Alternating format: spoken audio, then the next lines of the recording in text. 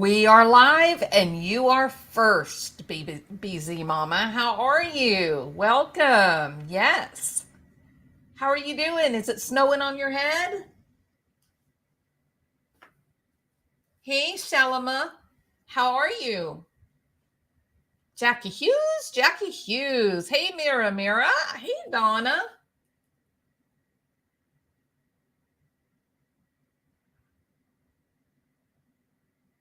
I, you know what? I don't know if Callie connected. Yes, Callie, I just got your message. I saw that about Bruiser and was completely in shock. Absolutely in shock. He was the nicest guy. So, he's one of those people, he knew everything about the whole Delphi case, right? But he's one of these guys that had so much integrity and he didn't have to have all the attention. He didn't carry on. But man, you could go in his channel, you could have a 2-hour discussion and it was interesting the whole time. You know what I mean? I don't know what's happening. I'm going to tell you something. If I was in Indiana, I'd be feeling a little bit nervous right now. I would be feeling a bit nervous. Hey, Texas, how are you? Howdy, Texas. So, yeah, I did see that, and it was just, it's one of those weird things, Callie, where I don't remember what the first thing I saw was. Something about somebody made a live saying comments about Bruiser or pray for maybe pray for Bruiser, something like that. It was kind of unclear, right? And so I started looking for information. I guess this was I think it was last night. And I was like, what in the world happened? And sure enough, I ended up seeing it and I thought, my God, what in the world? This is it's just so hard to did anybody ever say what happened to Callie? He had a heart attack. Wow. Now I'm going to ask a very unpopular question, Callie. Had he recently had the COVID vaccination? Do we know? I wondered the same thing about Michael Catt, if he had had the COVID. I'm talking about the vaccination.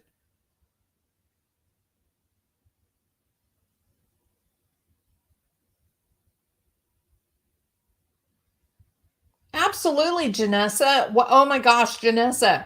It is a crazy case. It is unbelievable. Wait till you get into the details. It's amazing. Bruiser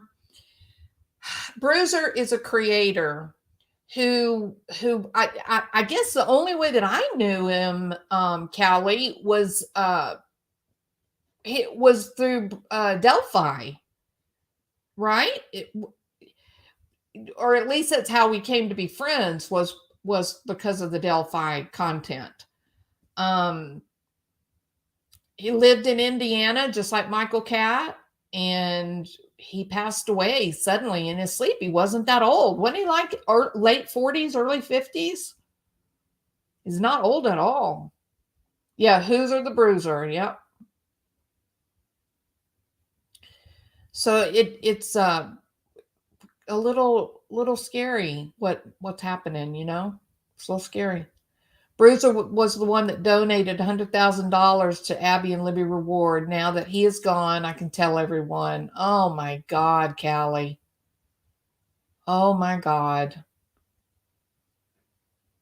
That just, oh my God. Yeah.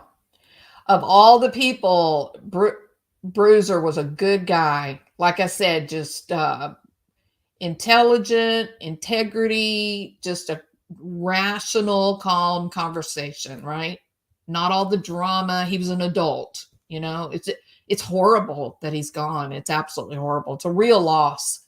I'm telling y'all, it's a real loss. It's terrible.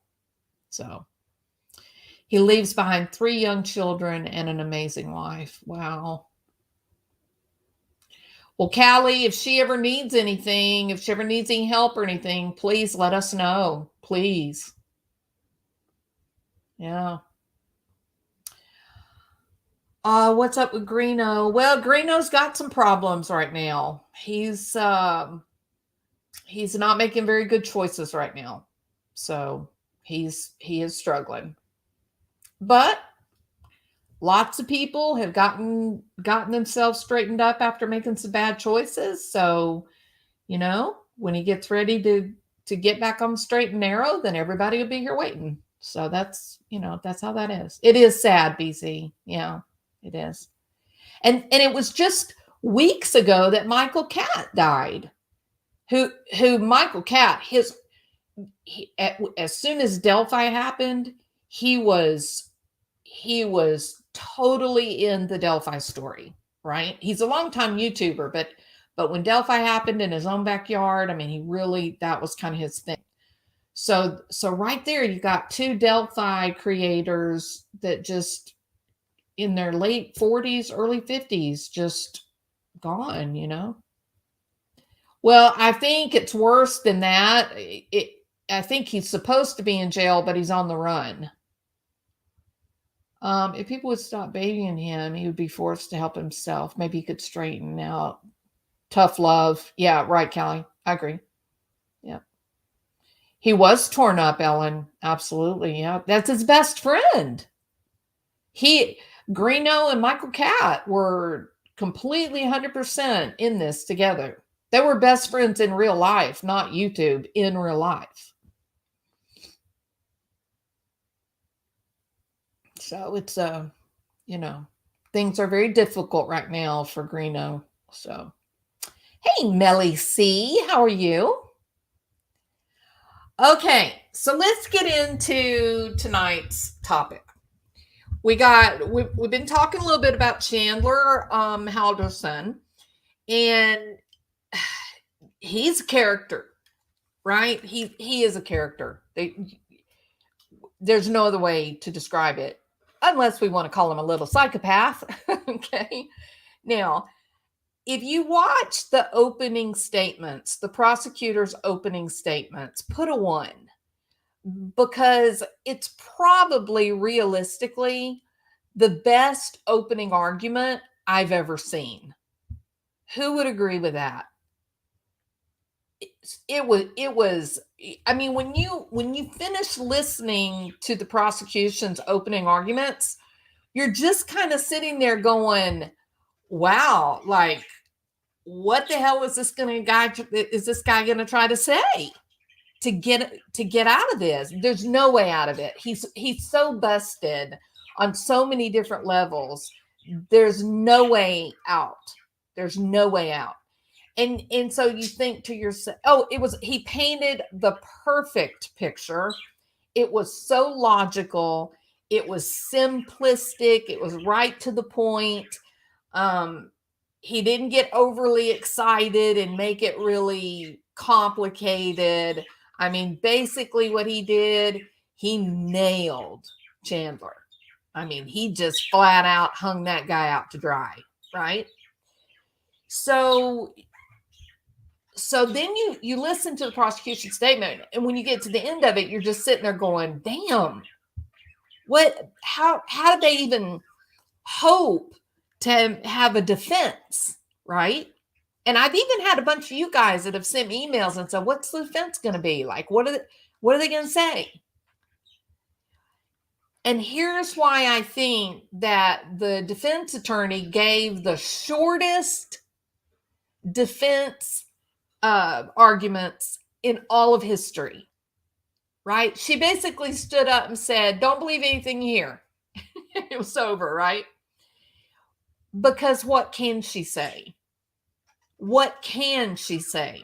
Not only what can she say after what Chandler himself did the evidence that was left, the sloppiness of the crime scene, the blatant nature of the lies, what more could she say? And then when you add in the prosecution's perfect opening arguments, there was nothing to say, right? The best that she could hope for was that people would just forget and somehow just call in question everything that's said. And I really believe that they have said to him, "You're going down," kind of like Don Wells, right? "You are going downtown." Okay, you're done. Stick a fork in him. He's done, right? But we're here to try to help you with, arguments after the fact, which basically just means, Chandler, you're a lost cause. Okay, well, apparently old Chandler, buddy, he's been a lost cause for quite some time. Now, one of the first things that makes me think that he's been a lost cause for quite some time is this. You remember how when Gabby Petito went missing, she had friends begin to speak up for her. You remember that? Do you remember when Shanann and her babies went missing? She had friends that spoke out, correct? No one has spoken up for Chandler. And Chandler comes from one of those families, high upper socioeconomic strata, educated, lived in the same place for decades. This guy should have had friendships, people coming out online all over the place. "Hey, I know Chandler. He's really a good dude. I don't know. I don't think he did it. He's a good dude." You're not seeing anything. No one, not a single person has stepped up to say, "I was friends with him." Now there's one guy, and you know who he is? He's a guy that was in the army. And Chandler made friends with him by playing video games in the middle of the night with this guy. This guy was stationed in the Middle East. Chandler would be playing video games all day long because he was tricking his dad and mom and telling them that he was working when really he was playing video games.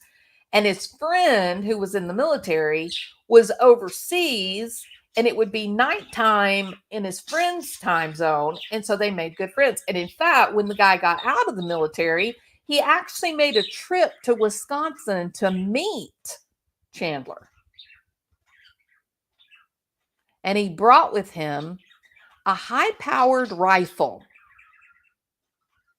as a gift to say, "Hi, you're my friend. Here's a gun." Like a friendship thing. That's the only friend that's in the mix. But get this. The cops had to go in search of him. And he was in Florida. So the cops had to go in search of him. He didn't come out and say, "Oh, I know Chandler." All right. Okay.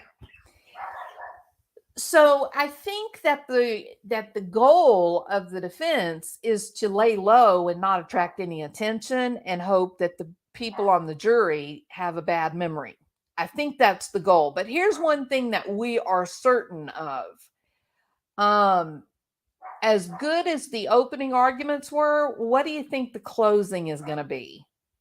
It's going to be twice as good. So I don't think their strategy is going to turn out, but we'll, keep watching and seeing.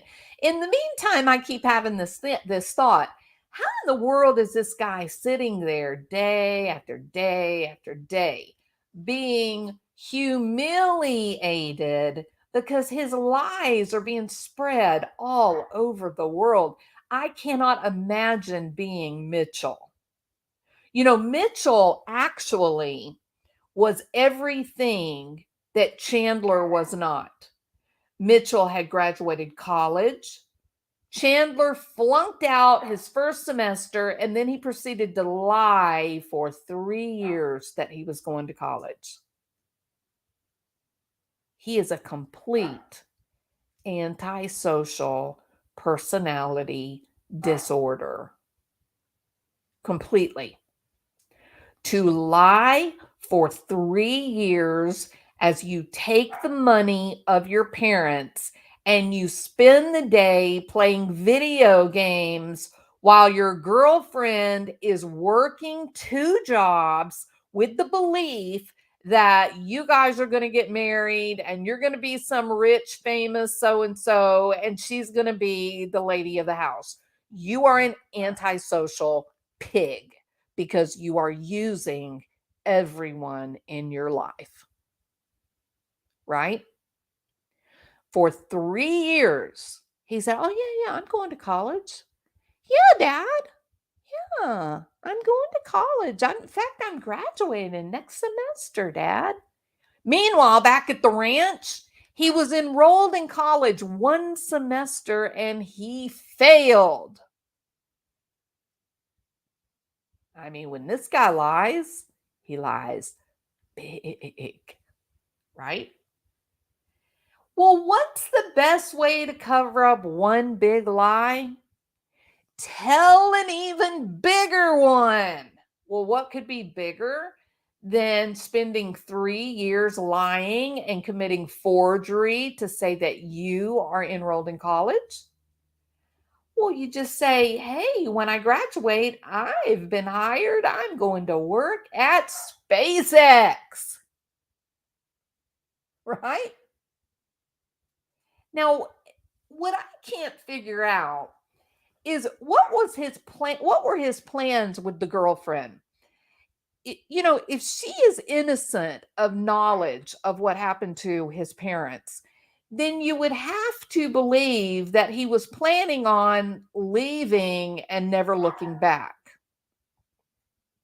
I think one way or another, there's no way that he was planning on her being with him because he didn't have a job at SpaceX. So how's he going to take her with him to Florida? Right? There's some subtleties in the story that really bother me.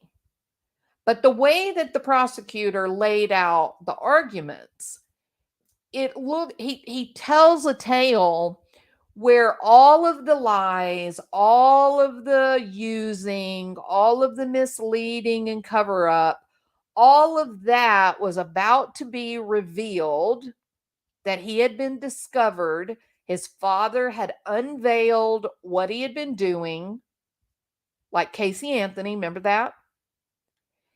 And that the only choice that this guy had was to kill his parents so he could continue to pretend where his girlfriend is concerned.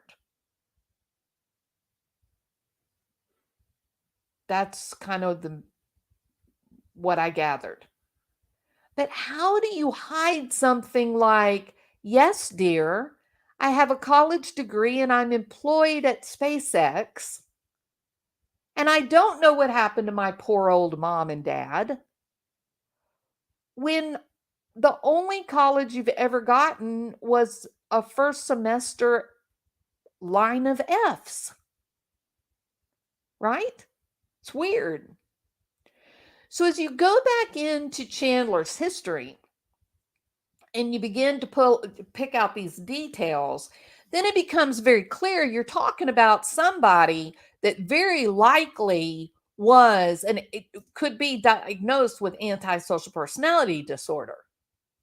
And if you've got a diagnosis of antisocial personality disorder, then you are at a dramatically increased likelihood of being a sociopath.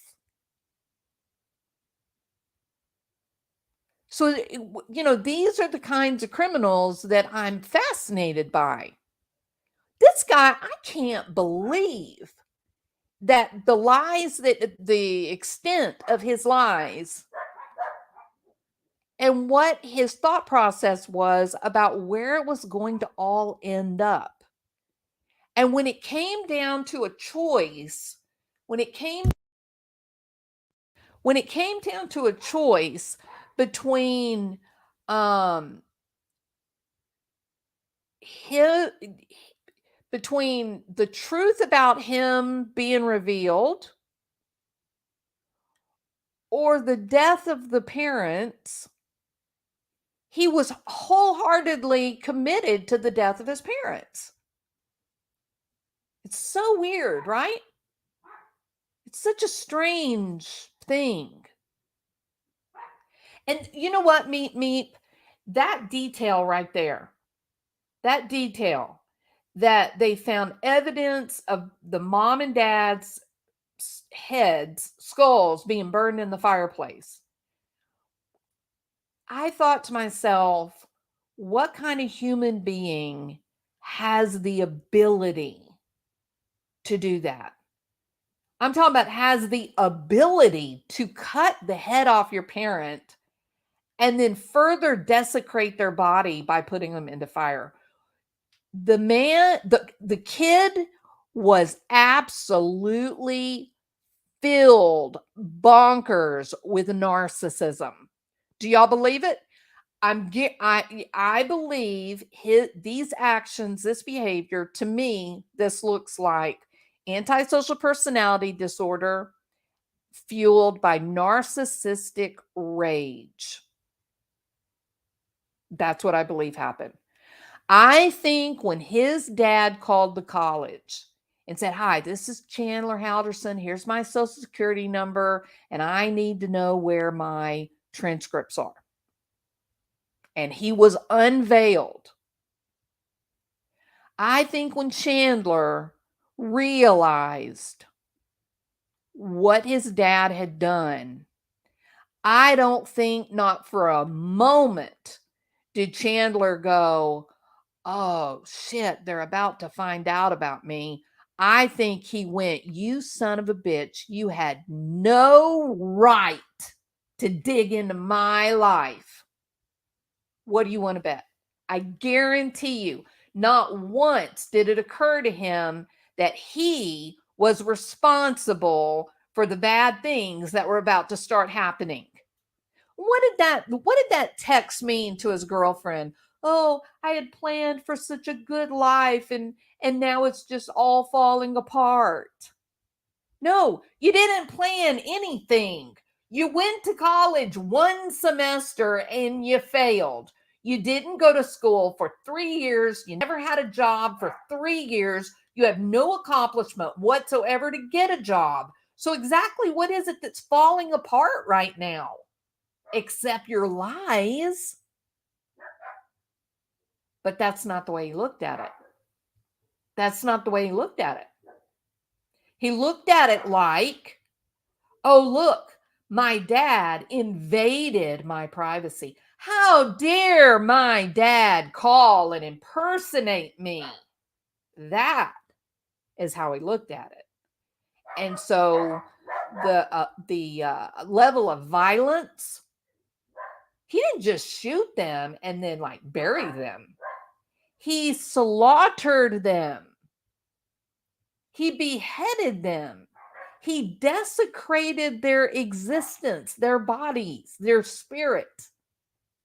That was fueled by narcissistic rage. And in order to take the actions that he took, in all intent purposes, he should have had a heart attack. Literally, the strain and stress on his body should have been so profound as he was dismembering his parents. He should have had a heart attack at the horror and the shock of what his eyes were seeing, the disgust for what he was capable of. He should have had a heart attack. But obviously, there's something wrong with his system, his emotions. There's something wrong with that corrective feedback, right? He was numb. He was numb to what he was doing. which is why I feel like there was some narcissistic rage there. He was being fueled by something that made his fight or flight kick in, that made him think he was justified in what he was doing, right? Reminds you of Grant Amato. Yeah, right? So like the affluence, right? The affluence problem. And here's the truth. Here's what we know. Here's what the research, the empirical research tells us about antisocial personality disorder. If one kid, usually the male, if one kid in the family is diagnosed with ASPD, then there's like a 42% likelihood that the dad was also antisocial personality disorder, or an older brother, right? That there would have been a male authority figure in the kid's life that would have been somehow connected I'm talking about biologically. But that's 40%. That's not a for certain. That only accounts for 16% of the variance. So it's still pretty high. But basically what it means is there's an awful lot of people running around out there that with antisocial personality disorder whose parents were perfectly delightful people. That's what that means. Okay. So you look at his brother Mitchell, who was everything that this guy was not. Yeah, the one that I always come back to is Joel Guy. But now that y'all have brought up Grant Amato, I'm going to be more likely to go with Grant Amato. And the reason is this: Joel Guy was absolutely autism. Trust me on this. I do know. Okay. I mean, I got to be careful what I say, but I do know that with Joel Guy, it was absolutely autism. He had a lot of problems socially. He was brilliant. He was absolutely brilliant. One of the highest IQs in the state of Louisiana. Okay. So he was really different. But Grant Amato, that's a really good example to compare to Chandler, because Chandler still he's just kind of like that same smarmy, too much money, no accountability, right? Just being raised to be an entitled, narcissistic horse's ass, right? I do think it's more similarities with Amato. Joel Guy, listen. You don't have to be a psychologist or a psychiatrist to look at Joel Guy and recognize there's something different about him, right? You just got to look at him. You can see the sensory disruption, right? You can see how physically uncomfortable he is in his own body. When he talks, when he speaks, it's that perfect kind of little professor robotic voice, right? And he didn't form connections with people. He went to school. Let me tell you this. Joel Guy went to school in a very specialized school in Louisiana. It's called the Louisiana School of Math, Science, and Arts.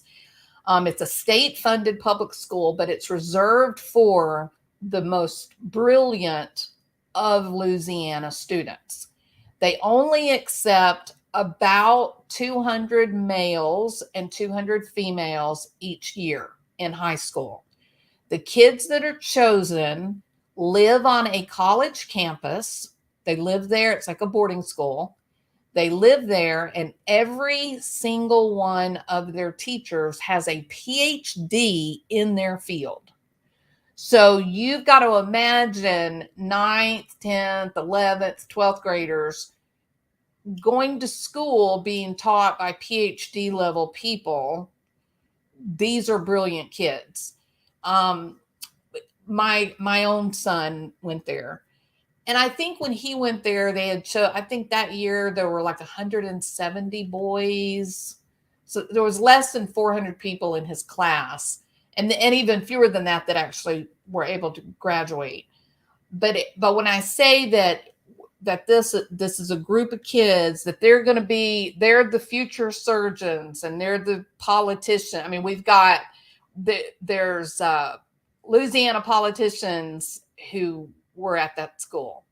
So those are kind of the kids that the state tries to, mold and give them a leg up because they show early promise, right?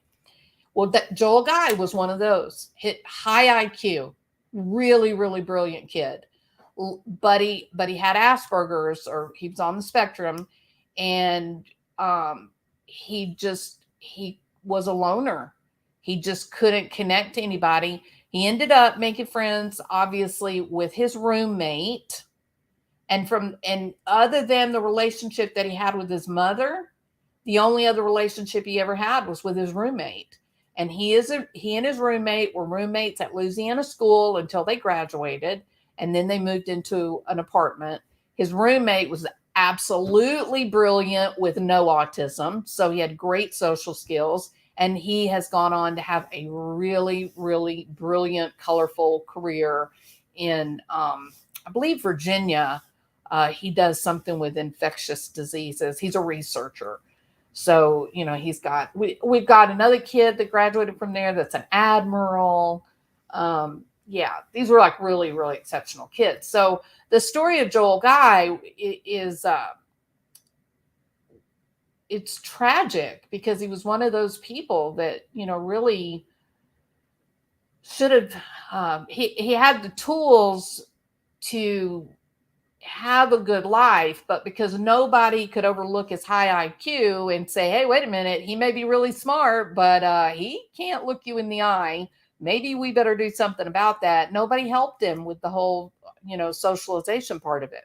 So it's a warning to parents. It is absolutely a warning. Yeah. Your kids are more than their intellect. It's okay if you got a smart kid, but it's more important that your kid be able to, relate to their peers. It's very important. It is such a tragic story, and it's sad, Hybrid, because trust me, it's sad. The kids that I'm trying really hard not to violate anybody's privacy. But those kids that go to school there, they're young and they form family. They're like a family together, right? Because they were taken out of their own homes. They're in like a boarding school setting. They recognize that they're different. They're all walking around. They've all got 140 IQs, and so they take care of each other, and their friendships last throughout the years. And those kids that lived with Joel, and he was their friend and he was their classmate, they were horrified by what happened. They were really horrified. So anyway, Grant Amato, I believe, is a much better analogy to Chandler. When I look and listen to Chandler talk, and when I read about his history and I see the types of lies and manipulations, the lengths that he was willing to go through, I think, no, he's just entitled. He's just filled with so much importance. He's so special and so entitled and so important. And he's a real deal. He is a narcissist. No, I think he is, or he's given a really good imitation of a narcissist. All right. So, and brilliant minds can be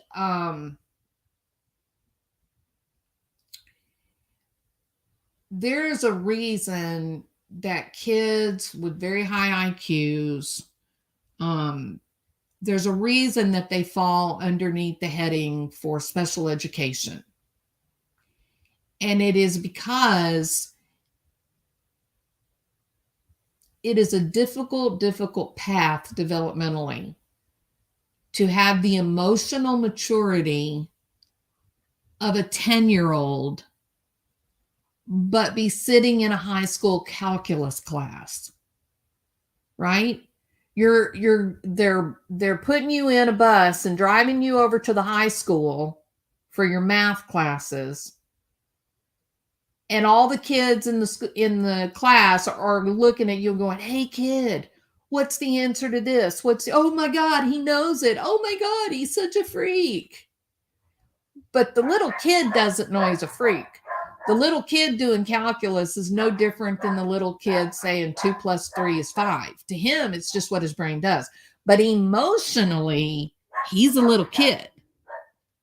So it is a very difficult it's a very difficult process to help these gifted kids have their emotional needs met, because the IQ actually becomes a deterrent to proper socialization. It interferes with proper socialization. It's like like little kids want to go out on the playground and kick the football around, right? But this little kid can't really do that because he's excited and he wants to tell them all about the physics of the football and why it moves like it does. And the other kids just go, "Why are you so weird? My God, you're so damn weird." And little kids are like, "What? I'm not weird. What are you talking about?" So it is very difficult to work with the gifted kids to make sure developmentally they're getting their needs met. Socialization wise, they're doing well. I have found through my work the best way to get their needs met is to take them out of their comfort zone and do something like take 2 or 3 boys like to a painting class where none of them know how to paint, and they don't have any interest in painting. So this other kid, the brilliant kid, is not going to be like an encyclopedia of paint until the next time, of course, right? So that can be a good way to kind of bridge the communication gap, is to put them into a really novel and unexpected activity with no forewarning, and then they can have a really fun, couple hours together and just be kids. So, all right. 17-year-old son has Asperger's, very smart and kind, socially awkward. I worry a bit about his future. I wouldn't worry about his future, Yvette. I would just think about eagles. When eagles are babies, they are so clumsy and they're so awkward and they're just ugly. And then one day they wake up and they're an eagle and everybody wants to be them. All right.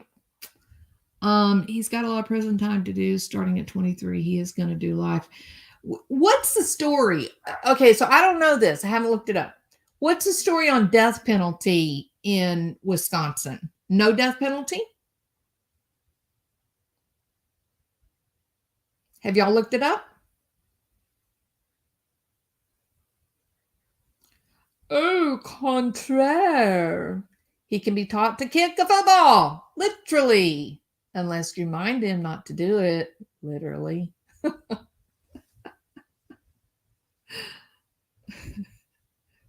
Too smart for their own. It is a real thing. I've seen some pretty brilliant children. What was the most? Let me think about it. I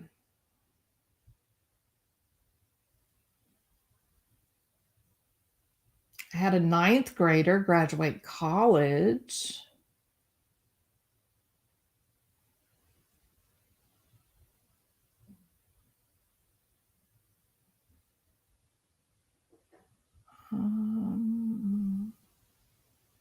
Oh, a 4th grader.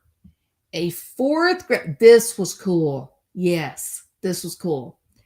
4th grade little girl who, when she came to me, she was in like junior. She was either junior or senior language arts class at the high school.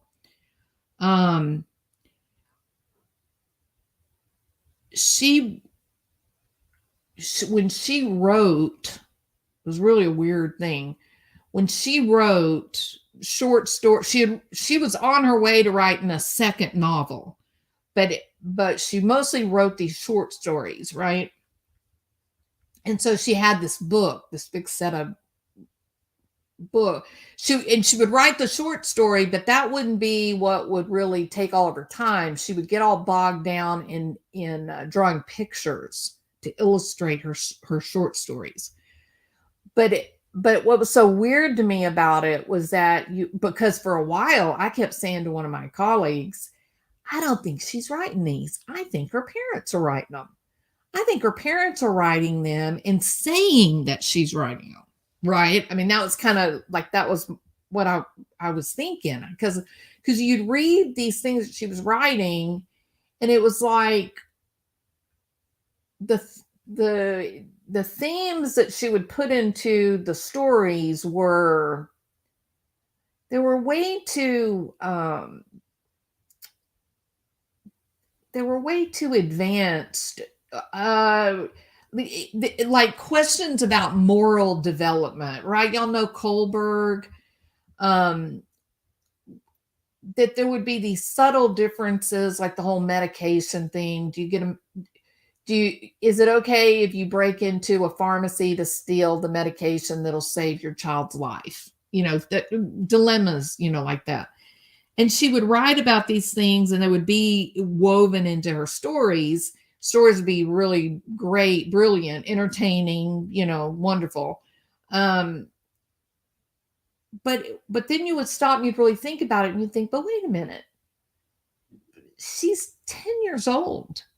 How can a 10-year-old think about moral dilemma on this level? And you'd question her, you talk about the stories and whatnot. She clearly wrote them. I mean, she knew them, but that was a pretty weird one, because it was almost like it was coming from somewhere else. Like it really wasn't her. I can say this too, and it does go along with the fact that it was language arts and not math, but socially, she had a lot of friends. She was well loved among her peer group. The other girls really, really liked her. So that was a very cool kid. Seemed like the kids that were, well, I think no doubt probably more boys than girls probably struggle. The girls seem to do better socially, but the boys seem to struggle the most. And if their specialness is related to be really advanced in math or spatial awareness, they are usually very clumsy socially. Son graduated high school at 15, going half days. It was a fight to get him to stay that long. I drew it out as much as I could for his emotional maturity's sake. I know, I get you, Blonde PT.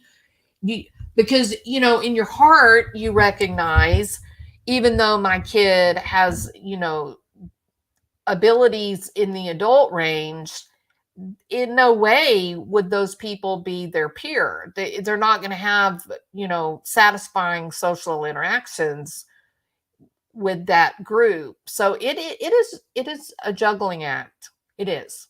And if you live near a metropolitan area, then you can find things like play groups where there's gifted and talented kids, and they're all kind of dealing with the same kind of disparity.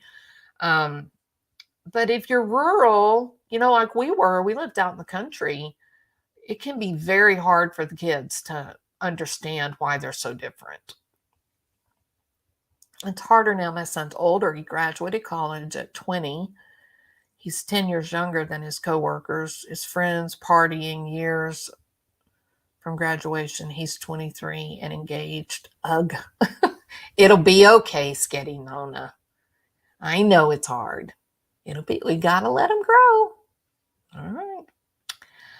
Okay. You don't think about breaking down tasks to the minute basic. You haven't thought of it. I work with some brilliant kids. I have great stories. They're a great group to work with. They're so interesting. They they teach me every time I meet with them. I learn something new about myself just by being in their presence. If we're defining evil as the absence of humanity, then Chandler is evil. I think that is perfectly well said, Kelly Williams, and thank you for getting us back on track, Ms. Williams. Okay, now then, you have to excuse my tangential thought, okay?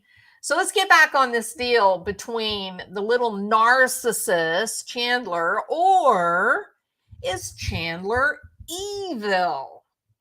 Okay? So let's talk about antisocial personality disorder for a minute, okay?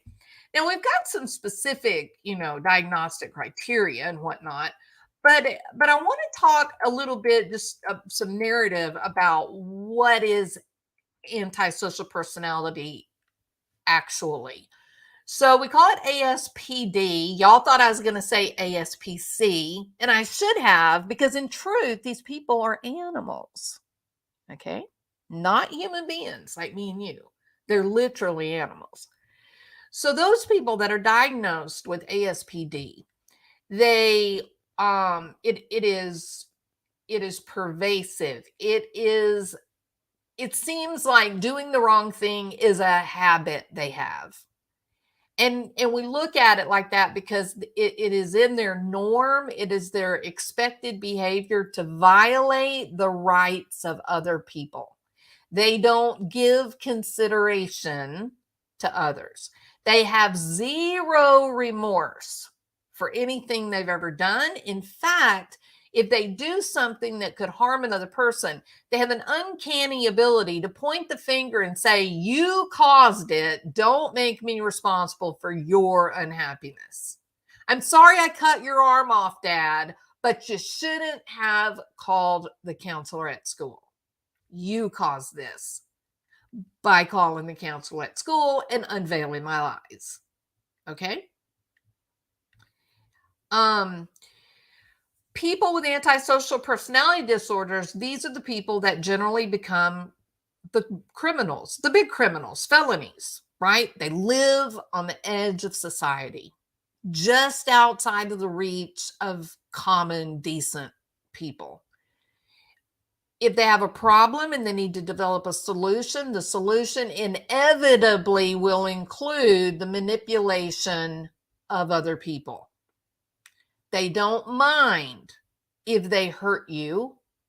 And most of them really don't give a damn if they engage in criminal activity. In fact, most of them accept and admit that they do criminal acts. Many of them have like charge after charge after charge. I mean, everybody's been talking about Bullhorn Betty's rap sheet. Apparently, she's got a long history of legal problems, to include the battery of her husband. People that are diagnosed with antisocial personality disorder are generally considered, in terms of like personality, they're generally considered unethical. They make immoral choices. They're irresponsible. The idea of following social norms is just foreign to them. They violate social norms and expectations on a regular basis. It's the norm to break the norms. Some people, people with antisocial personality disorder have delayed moral development. They don't recognize that it's appropriate for a father to allow a child to win at a game. They don't see that. No, you do your best and the kid has to learn. And that's really not how kids learn. And as I said before, it's a big problem for people with ASPD to be really impulsive. And when you combine high impulsivity with narcissistic drive, you got a monster looking for somebody's life to wreck. As I said previously, Once you satisfy those criteria for antisocial personality disorder, well, now you've wandered into the realm of psychopathy and sociopathy, i.e., is he a sociopath? Is he a psychopath? Now, remember, a sociopath, they got a lot of emotions. They have fun when they cut your ear off. Like they're giddy with happiness and delight. Let's say, for example, a sociopathic YouTube creator takes one of her subscribers on a public platform, and as a group, they all begin to berate her publicly, create a great deal of public shame and a humiliation right before ostracizing her from the group. So this woman not only gets the embarrassment and humiliation of being made fun of and being attacked by a big group of previous friends, but there's also an audience for when she gets kicked out of her friendship group and told never come back. And they ostracize her and she has to be, in YouTube, purgatory hell. That's a sociopath. That's a person who plans the public humiliation and shame of another person, has no remorse, has no empathy. What do they have? They have a whole lot of giddy happiness. They just love that they have the power to hurt somebody's feelings. Okay? That's sociopathy. A psychopath, though, would be the person that would decide, I just don't like that person. That person makes my person that makes my channel look bad. I don't want them around anymore. And so, without a bunch of fanfare, you don't have to shame them. You don't have to call them out. You don't have to do a lot of cussing and yelling. You just block them. You never speak to them again. Does it hurt their feelings? Of course. Are they sad about being shut out of the friendship group? Yeah. But you don't care. You're not having fun shutting them out. You're not getting enjoyment from knowing that you hurt their feelings. You just saw a problem and you fixed it. I don't like that person here. They make me look bad. I want them to go away. I'm going to make them disappear. They're gone. I'll never think of them again. That is a psychopath. So let me ask you this. Which one do you think is the scarier monster? I've always said the sociopath is the one that scares the hell out of me. And the reason they scare the hell out of me is because they have fun when they're raping and pillaging. They like it when they can make you cry or make you lose your legs. It's a good thing for them to cut your head off and put you in the fireplace. Okay?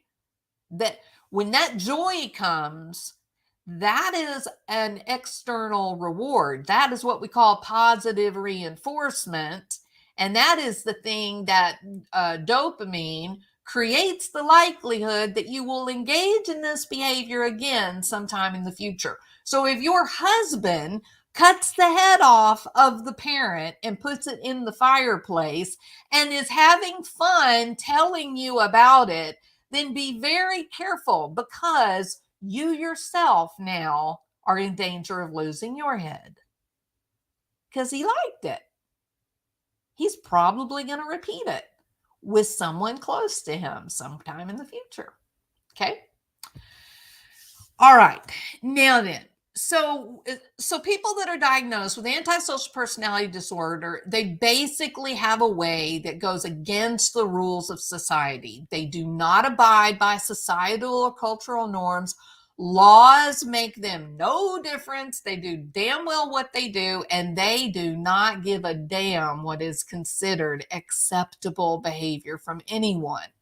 These people are often quite charismatic. They often have a whole lot of false social skill. Because how are you going to manipulate people if you hadn't figured out how to make them like you, right? Many people with ASPD are physically very attractive. When we go back and we look at the research, we see that a lot of these people diagnosed ASPD in prison, serving life sentences, many of them would be considered physically attractive by our culture standards, right? And when you talk to them, you find out that things always came easily to them. As they were in elementary school, they were able to charm the teacher. So they were never held accountable. They were often allowed to avoid punishment when they broke the rules. They had parents that thought that the level of charisma and the physical beauty of their child meant their child was destined for great things. And so they did not hold them to a certain standard of behavioral action. So with antisocial, we know that a high number of these people have a lot of superficial charm. They are intelligent and cunning. They have an intuitive ability to observe others and mirror the other person's actions. What's the best way to put somebody at ease? Do what they do. They don't even recognize it. Now suddenly they're thinking, oh, look, that person must be pretty nice. They sit in a chair exactly like I sit in the chair.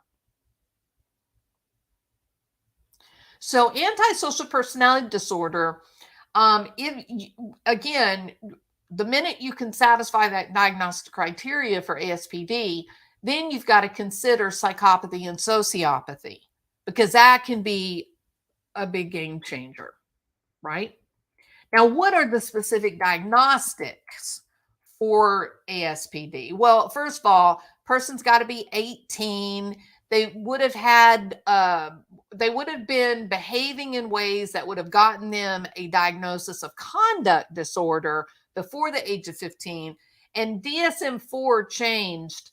They don't have to have received the diagnosis. They just had to have been engaging in behaviors that would have satisfied a diagnosis of conduct disorder, right? And then, of course, you always have to look out for that higher rule out, which would be schizophrenia or bipolar, any type of psychosis, basically. If there's evidence of psychosis, then that would predominate as the primary diagnosis. If all of those things stand true, there's no psychotic disorder, conduct disorder type behaviors were occurring before age 15, and the person is at least 18, now you can look for a positive sign. There are 7 specific features. All we know is that this person has to demonstrate a disregard for and violation of others' rights since before age 18, and one of the following. So here we go. 1, failure to obey laws and norms by engaging in behavior which results in criminal arrest or would warrant criminal arrest. Okay, I'm going to go out on a limb here. Take a guess. But if you shoot your dad in the back and then you proceed to cut his head off and put it in the family fireplace, that would warrant a criminal arrest. So we're going to put a check mark next to number 1. Number 2, lying, deception, and manipulation for profit or self-amusement. Now, whether or not old Chazzle McDazzle was attending imaginary college for 3 years, complete with documents, forged, of course, whether he was doing this for profit, I guess taking money that was supposed to be for registration of classes, or whether he thought it was fun to trick his mom and dad and look how stupid they are, and I'm so much smarter than they don't have any idea that I'm lying about being in college. Whatever the reason was, I think we can definitely agree he went to great lengths of deception to engage in manipulation and lying related to college, work, girlfriends. All right. So check on number 2. Number 3, impulsive behavior. Well, let me say this about impulsive behavior. The dude jumped into a swimming pool where a middle-aged topless woman was standing there saying, I don't feel comfortable. Oh, that's okay. I just want to get in and rinse off the body fluids of my parents. I'm going to say he's got impulsive behavior. That's a check mark on number 3. Number 4, irritability and aggression manifested as frequently assaults others or engages in fighting. We don't know this. We don't know if he was fighting a lot. We don't know. But can I say this? Anyone who has the capability of planning out shooting their mother and father in the back, dismembering them, and then cleaning up the mess, and then having your girlfriend over for dinner, I'm going to go out on a limb here and say this is a guy who was very physically comfortable with violence. And we don't know how he came to be comfortable with violence, but he definitely was, right? Number 5, blatantly disregards the safety of self and others. Okay, how about this? The middle of July, hot as hell, starts a fire in the family fireplace and then puts body parts, damn near burns the house down. Disregards safety of self and others? Check. A pattern of irresponsibility. One college semester, failed his classes, followed by 3 years of delusional college non-attending, complete with falsified records and communication with which to trick mom and dad. Yes, check. A pattern of irresponsibility. And finally, a lack of remorse for actions. Rather than crying and being humiliated and begging for forgiveness and shame when his lies were uncovered, he doubled down. He said, oh yeah, not only am I graduating, I got a job at SpaceX. And when they found out that he was a liar, he just killed them. How dare you invade my privacy? This is all your fault, Dad, because you called and pretended to be me. All right. The brother, Mitchell, he was being everything that Chandler was not. He graduated college. He had a nice job. He was buying his own house, and he was getting married. He was living an honest life, which meant that he had a relationship with his mother and dad because there were no secrets. The more one lies, the less connection with family members.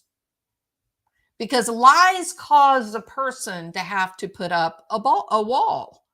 If you tell lies and you're trying to keep your spouse or your mom and dad or your kids from uncovering your lies, you're going to have some walls up.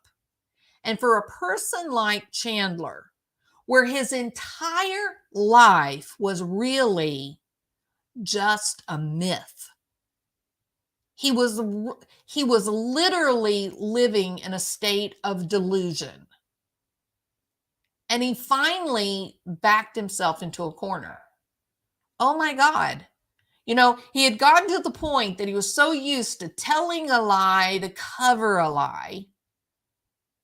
But then he said the whole SpaceX lie and he realized, I'm not getting out of this. I'm never getting out of this lie. There's no way. I don't know how I'm going to get out of this lie. I'm a kid with a high school diploma.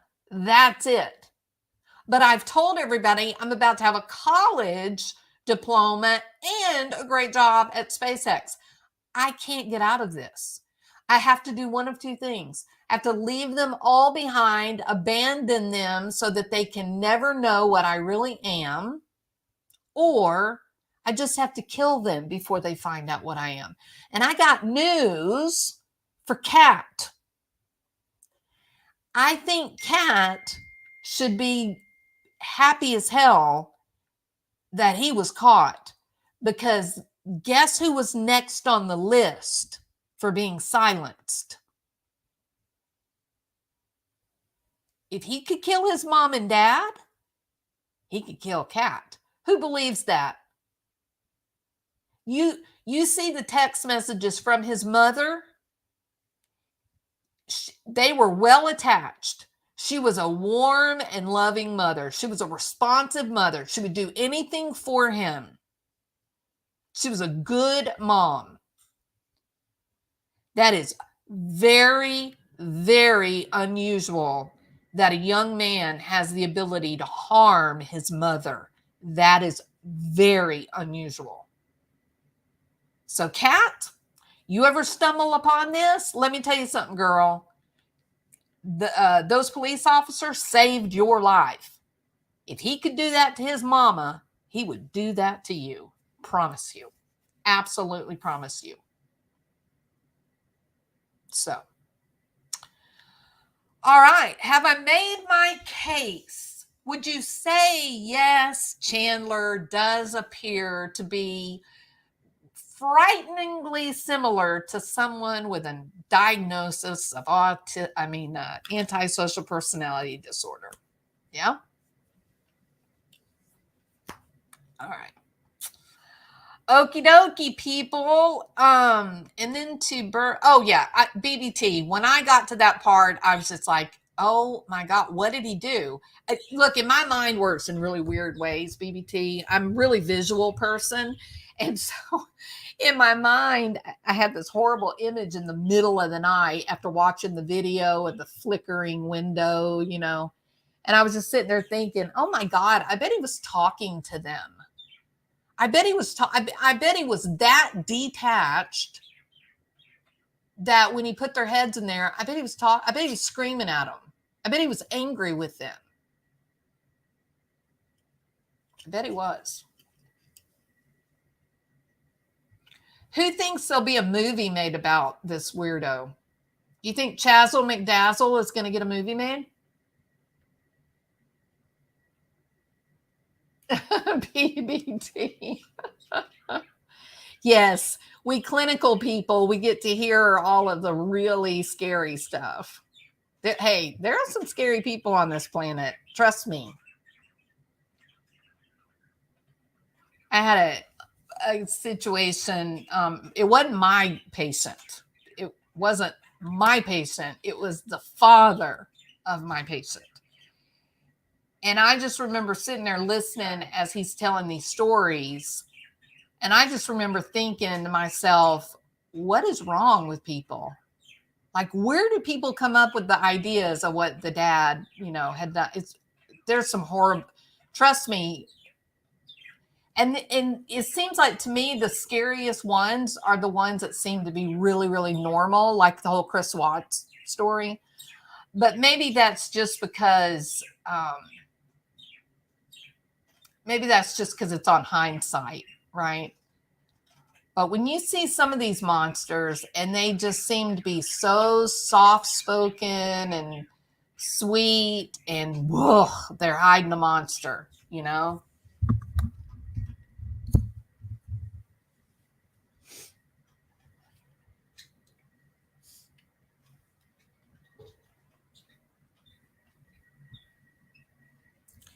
If Kat called him out on his behavior, then she was next. Absolutely, Kathy. And she wasn't calling him out. Remember the text? She was going, oh, you deserve it. Don't worry. Things are going to work out. She was being loving and supportive. But remember, she still thought that he was graduating college. She knew that he wasn't going to go to work at SpaceX. But she was still under the impression he was graduating and would have a college degree in a science-based field. Their whole life desired. They go through life, one lie after another. That's exactly right.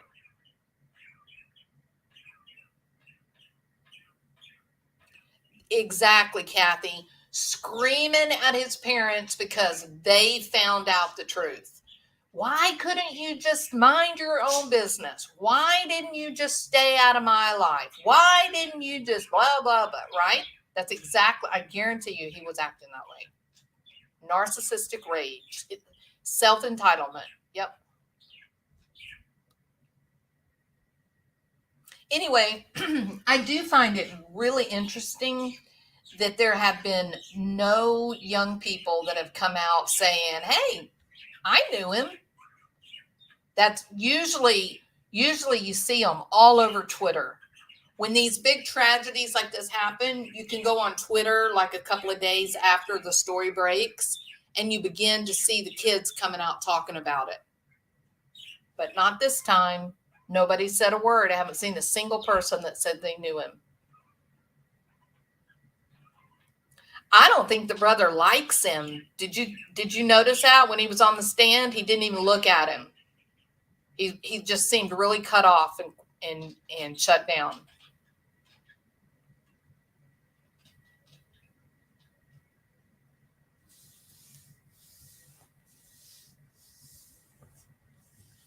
I saw something really upsetting the other night. Just one of those things, you see it and it's just really small, right? It's just a really small little thing when it happens. But it stays with you. You know, just keeps just nibbling at the back of your mind. I saw this lady, and it was the middle of the night, and the little kid gets up. You know how kids get up in the middle of the night and they want to drink water. They just wander around the house. Oh, I can't sleep, or it's normal, right? All kids do it. It's not weird. But how did you react when your kid would get up in the middle of the night, right? Well, when it would happen with me and I'd be awake, usually I was up studying, right? That was usually when my kids were getting up. If I heard them, it was the middle of the night, 1, 2, 3 o'clock in the morning, I would jump up and I would go and go, oh my God, hi, why are you awake? Are you okay? Do you feel bad? And I'd, touch their head to see if they had a fever. I'd ask them if their tummy was hurting. Did they want something cold to drink so they could go back to sleep? Right? You get up and you greet your baby because obviously something is different, or they wouldn't be out of their bed wandering around. And usually you're really soft spoken and you're happy to see your child and you smile at them and, oh, hi, why are you awake? Right? Am I right or wrong? And I got really disturbed because this person just sort of looked away and said, oh, hi. And that was it. And I was like, oh my God, your poor baby. It really bothered me.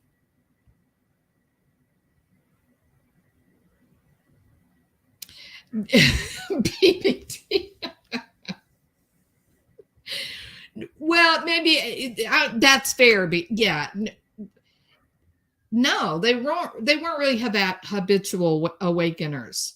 No, if my kid is up walking around at 2 or 3 o'clock in the morning, that is out of the ordinary. And I would be on a mission to uncover the reason they were no longer asleep. You weren't sweet, Scottie. I was sweet. And look, I was happy to see my kids in the middle of the night because I like my kids. They made me laugh. They were funny little kids. Yeah.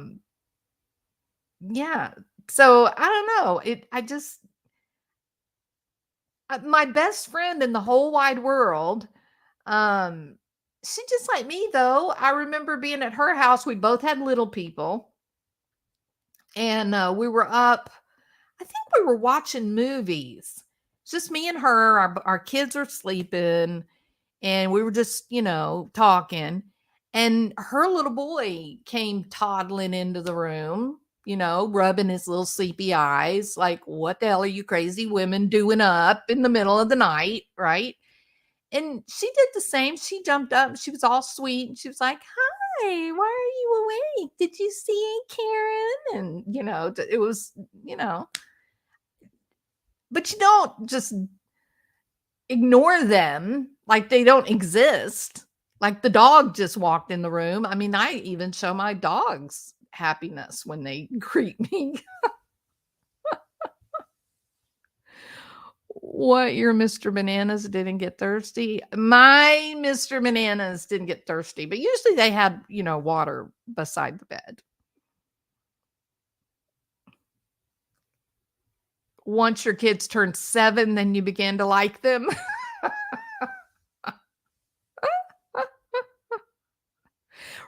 Yeah, Ellen. My kids made me laugh. They made me giggle because they were goofy and they were really pretty and cute, and yeah, they made me feel happiness when but I can't just say it's my kids, because all children make me feel happy. I love kids. Literally love kids. I bang on my damn wall. Works every time. Baby T, quit abusing your children, damn it.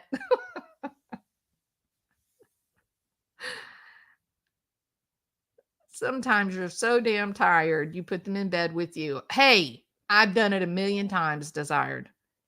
I don't have a problem in the world with people sleeping with their kids. There's not a bit. If you look at the animals in the animal kingdom, all animals, when they're babies, they sleep with the mother for safety, right? They all do. It's only humans that take their young and put them in a bed in a completely different room where you could never possibly save them from a marauding grizzly bear, right? No, I don't see anything wrong with kids sleeping with their parents. I've cleaned up vomit in the middle of the night, BBT. I remember those nights well. The bed, changing sheets in the middle of the night, rushing off to the emergency room. Yeah, I remember those nights.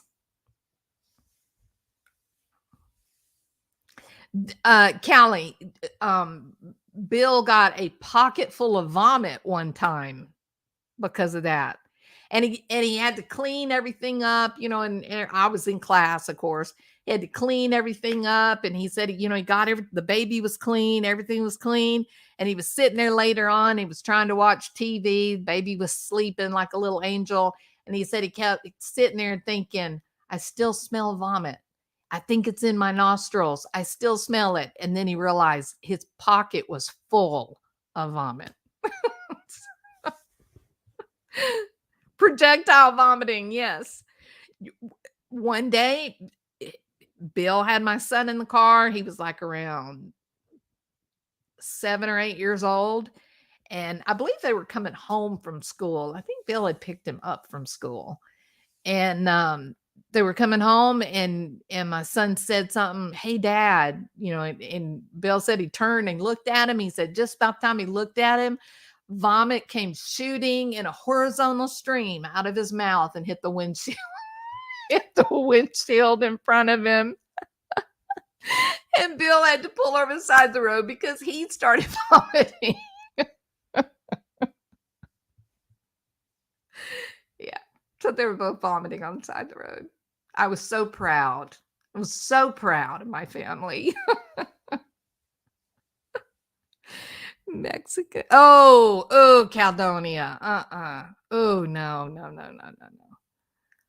If I say want a cookie, nothing will stop them. If I get in the bathroom, suddenly they are directionally challenged.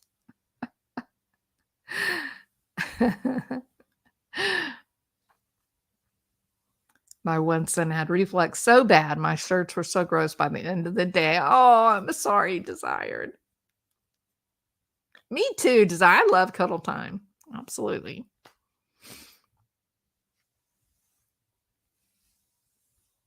All right. Okay, so we made our case that Chandler is giving a let's see, hold on, I'm looking for it. Chandler is giving a great imitation. That's what I wanted right there.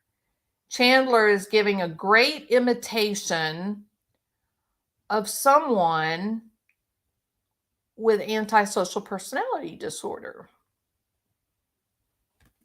So let's take a look at the prosecution's opening statement or argument. And I'm starting about halfway in. You're registered as About salary, halfway in on the and these statement. emails would go back and forth with Chandler and the HR person, and eventually he'd forward them to his father. But in the way a parent looks at their child as maybe telling the truth is not the way that you as jurors have to look at this. You, like the police, maybe have to take a more critical look at emails like this. And for one, notice, why is the guy who works at Human Resources at American Family Insurance using a Proton Mail generic email address? Why is the guy who's the Human Resources manager spelling the word resources wrong, saying he's the Human Recourses manager? It's comically fake. He emailed himself back and forth, trying to explain why he didn't have any money, and he forwards it to his dad. Now here's where the story gets maybe a little more complex. Having a fake job solves a lot of riddles in your life. No one's hassling you to get a new job. No one's hassling you to do chores all day. The problem is, if your dad works from home, if he was an accountant, for instance, which he was, and which he did, you actually have to wake up early every day and go to work. So there he was. Messages between Bart and Chandler. Hey, are you up for your meetings? Yeah. Over and over again. So Chandler woke up. But he had nothing to do all day because his job was pretend. And so he sat on his computer playing video games. And I'm not against. Okay, now I just want to say something, okay? I am a gamer. And I know that's weird to hear because I'm an old lady and, most old ladies don't play video games, but I'm a weird person. I'm a kind of a, I don't really fulfill roles. I just be who I am and do the things that I enjoy. And I happen to very much enjoy certain types of video games. And so I do play my virtual reality, my Oculus. I play my Oculus. Well, if it's on the weekends, I may play 5-6 hours, right? Play at least 2 hours. And believe it's a little bit funny, but I'm on a competition team for one of my games. And it's weird because one of the people, it's another adult, but then 3 of the players are like 16 years old, but we're really good at the game, right? I mean, in terms of worldwide, we're ranked. So I like video games. However, I have a full-time job. I'm educated. I've spent a lot of my days, many hours, studying, taking tests, writing papers, evaluating other people, doing therapy with people. I mean, my day-to-day activity has been productive and full. I have to get up before the sun comes up, and most of the times I don't get home until it's either right at sunset or it's already dark when I get home. So I'm a busy person, and it's been that way for many years. I do a lot, and so I value my game time. I covet my game time. When I get it, I embrace it. Okay. But I want to stop a minute and I want to consider a life of a 23, 25-year-old person who wakes up in the morning and lies to dad, yes, I'm awake, I have a meeting. And then he's playing video games. And if dad comes to the door, then he has to pretend to be talking to someone about some kind of work. And then he has to sit at the dinner table and lie and make up some delusional tale about his work day. And he has to make up lies about why he isn't getting a paycheck and he needs more money from dad.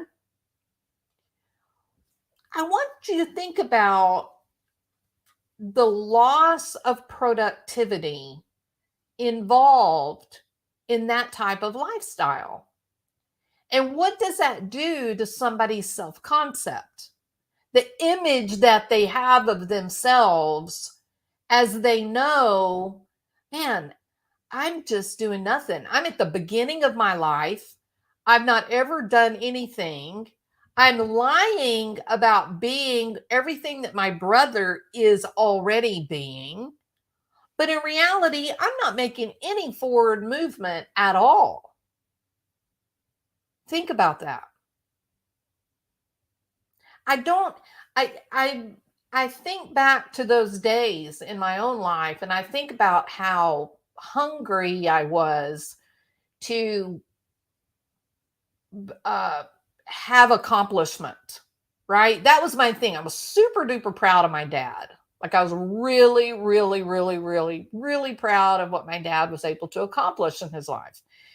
And that mattered to me. I wanted to do something that my dad would be proud of me. I wanted to do something that my dad would recognize as, wow, my daughter really worked hard and accomplished, what she wanted to. And I really wanted that. I wanted him to respect me and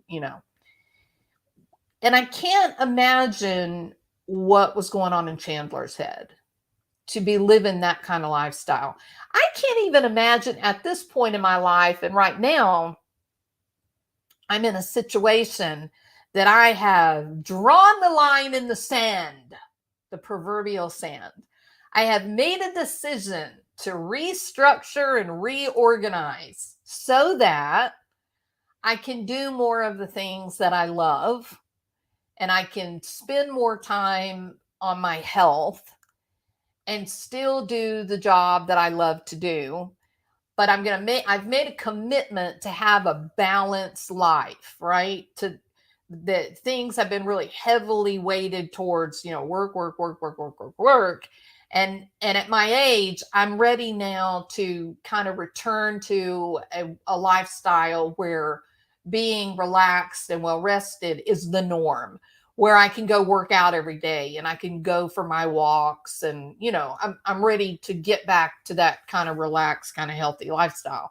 And so I've taken my stand. I've told all the important people, this is what I'm doing, this is what's going to happen, and keep my fingers crossed that I don't go hungry with no paycheck. Okay? You're going to be without any money, but you'll be healthy. Okay? So I think about Chandler as a 23, 24, 25-year-old with a brother who is doing, checking the boxes, doing the things that he's supposed to do. And I just wonder what got him to that point. Was it because he didn't think he could ever get the approval of his parents? Or was it the exact opposite, that his parents gave him all kinds of approval and he never earned any of it? Right? So I think, I remember the day that remember Mel and Kel of the Chris Watts show? I remember getting the email from Mel the first time where she'd been emailing me a lot, but when she sent the email the first time and she said, I can get you an interview with Chris Watts, right? I remember that. And when I read it, I flinched. I thought, no, why do I want to talk to him? He killed little kids and I love little kids. in fact, I think my answer back to her was something like, of all the people on the face of the planet, Chris Watts is the last person I would ever want to speak to. For one thing, he was an absolutely bona fide liar, correct? Like when he opens his mouth, he's lying. No question about it. So, what's the utility of having a conversation with someone like that you know before they ever say anything that what they're telling you is not true? How does that have any kind of value at all? It doesn't. It has no value. You're being given a fantasy, a fairy tale. So it doesn't mean anything. So I kind of, when she first started that nonsense, oh, I'll get you an interview with Chris Watts, I just thought, but why? Like, that's not something that is an attractive idea to me. So I think about all these different people, these cases that we talk about and the people involved in them. And I've asked myself many times, is there somebody that I would talk to, that I would be interested in actually sitting down and saying, I have some questions for you, right? I think Chandler is the first person that I've covered on YouTube that I legitimately have some curiosity about. I have some real questions. I'm exhausted from all of his lies too, Caldonia. I think that's a great statement. It's exhaustion. When you hear the extent of what he did to fabricate these documents, right? You think to yourself, Chandler, it was easier to go get a damn job. All the time and work that you put into your elaborate lies was much more difficult than just getting a job.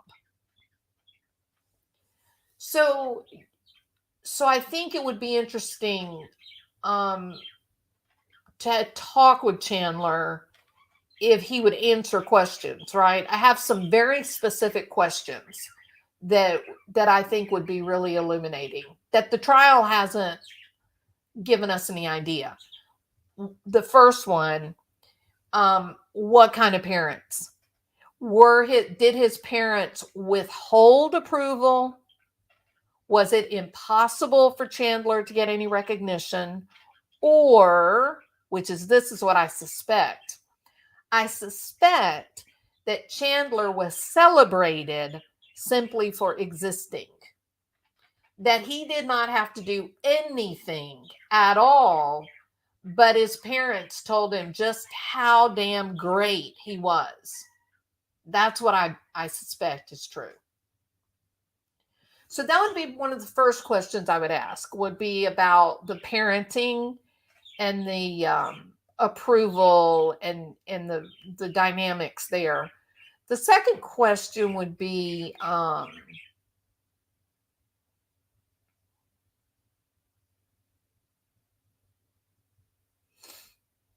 think the second question would be,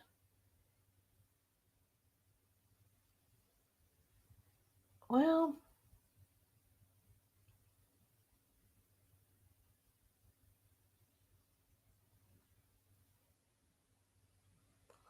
what do you think? Do you think Dad was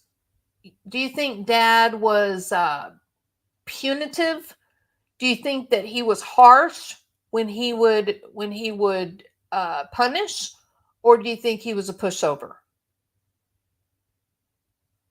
Anger problems, privileged child. That's what I'm thinking, Teresa. I'm thinking Dad may have been a little bit harsh, and here's why. The answer may surprise you. I'm thinking Dad may have been a little bit harsh, and the reason that I say that, what would prompt someone to have to go to such extreme lengths to lie? You got to think about that.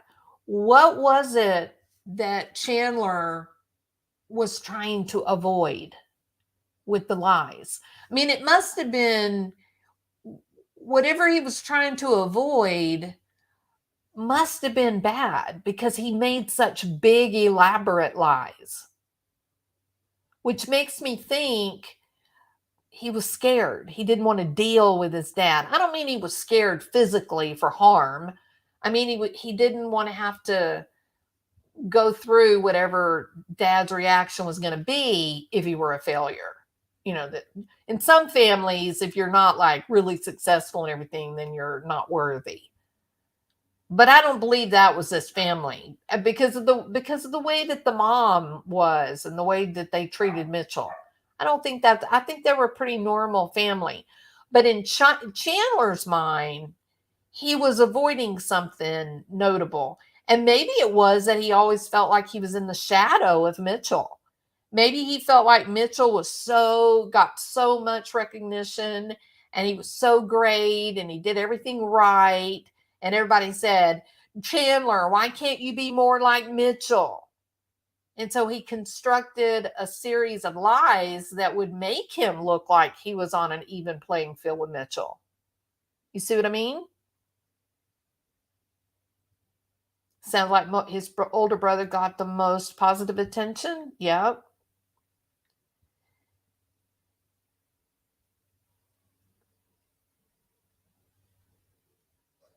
I don't know, BBT. I don't know. But I mean, it is crazy what he did to his parents. Not so much what he did to his dad. I mean, it is crazy. Please don't get me wrong. But a lot of times young adult boys do act out on their dads, okay, for a lot of different reasons. But it's so unusual to see a male child be violent towards a mother. That is I'm telling y'all, that is a really unusual thing. I just don't know what it means. I don't know. I did hear somebody talking about him using opiates. That if you have opiates, if you're using opiates, you have too much emotion. Not necessarily. People that are using opiates and they're getting high from it, they're taking more than what the recommended dose is. They often do talk about being numb. That when they take a lot of Vicodin or whatever, that they don't have any empathy for others. So I don't know where the talk came of him having access to that kind of drug, but a lot of people were talking about that. I guess it was yesterday. So maybe because mom had cancer and perhaps that gave her, maybe she had a prescription for opiates. Maybe he was getting in them. I don't know. All right. And then when the dad got on his case, the mom made even more excuses for him. May not be disciplined day to day, then came down too hard. Hey, I'm going to tell you something, Sketty Nona.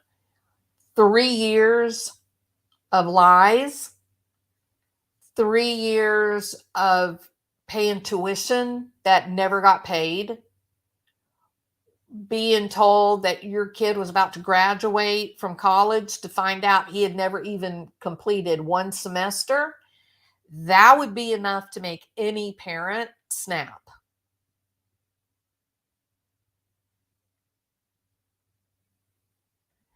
I found Kelly Cochran's interrogations 2 weeks ago on Blue Dot Interrogations. Fascinating to watch. I'm going to be featuring her, Desired. She is a walking personality disorder. Isn't she fascinating to watch? You almost get mesmerized by her, don't you? Like you can't get your eyes off of her, watching her body movements and the expressions on her face, the way she talks. It's fascinating to watch her.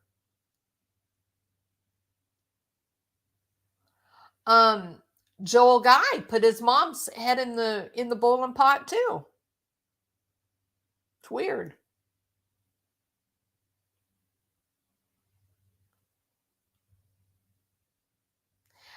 Right, BBT. I'm gonna call the cops. I'm gonna call the FBI. I have got a stalker. I've been bullied. I got you. I'm so over all that crap. She's absurd. Yeah, it is really fascinating. Yeah. And I kind of watching Chandler, I found him to be much the same way, but in a different way. She's really polished, right? She is so tightly controlled. Um, Lots of charismatic energy. Chandler's is different. Chandler's is just discomfort. He's just awkward. His pragmatics are all over the place. But both of them, they're so outside the norm, you can't quit watching them. Guy myself, people play video games. But video games, if you don't know, some of you are of an age where you do, and some of you are an age where you don't, are a much more social thing than they used to be. When you play video games, you don't just sit on Nintendo 64 and play Mario by yourself. You're playing role player games with people from around the world. And who's up early in the morning when Mr. Halderson had to wake up to attend his fake work meetings? People in the military who are stationed overseas. They speak English, they're American, but they're on a different time schedule. They're on his time schedule. Most people here probably play video games at night during weekdays. But every day, Mr. Halderson was able to wake up and find a group of friends to play video games with online, one of which was stationed in Germany. This friend was a guy named Andrew Smith. Now, Mr. Smith, Mr. Halderson became kind of best friends. They would talk all the time. They communicated in this video game all the time. And Mr. Smith, he'll testify, he's coming up here, lives down south, he's back in the US. He'll tell you that Chandler really liked an SKS rifle when they'd play some of these shooting games. It was just something he liked. Not a big deal, there's nothing wrong with that. But this past summer, about a month before the murders of Bart and Krista Halderson, this online friend, Andrew Smith, comes to visit Mr. Halderson and stays at the home with Bart and Krista. This is a picture of Mr. Smith in that perhaps crudely designed yellow shirt. That's Mr. Halderson. It's the only photo we have of them on that visit. You'll learn that Mr. Smith had gotten out of the military. He was done with it. But you'll also learn that he really likes guns. Like, he really likes guns. And he knew his friend liked SKS rifles. So when he visited him this year in June, he brought with him a gift, the SKS rifle that was found about 100 yards from Bart Halderson's body.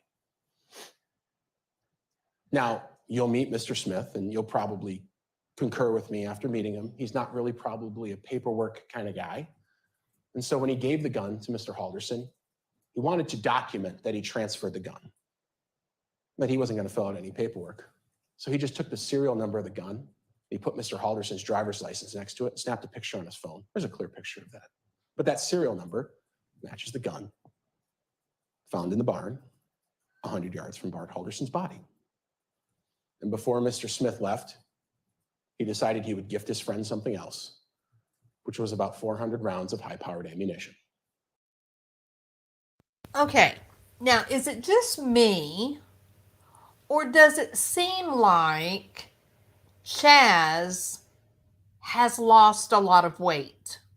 When you look at this picture of him here, he doesn't look like the kid that we see right now, does he? Oh, I'm sure that his friend Andrew feels horrible, AP. Absolutely. But I kept thinking, when I was hearing this story, all the details coming out, I kept thinking he had to have had something that dulled his emotions, that quieted the sensory part, right? And I just felt like looking at his face, looking at his like his chest and his shoulders. He looks like he's lost an enormous amount of weight, which of course got me back to the idea, was he using drugs?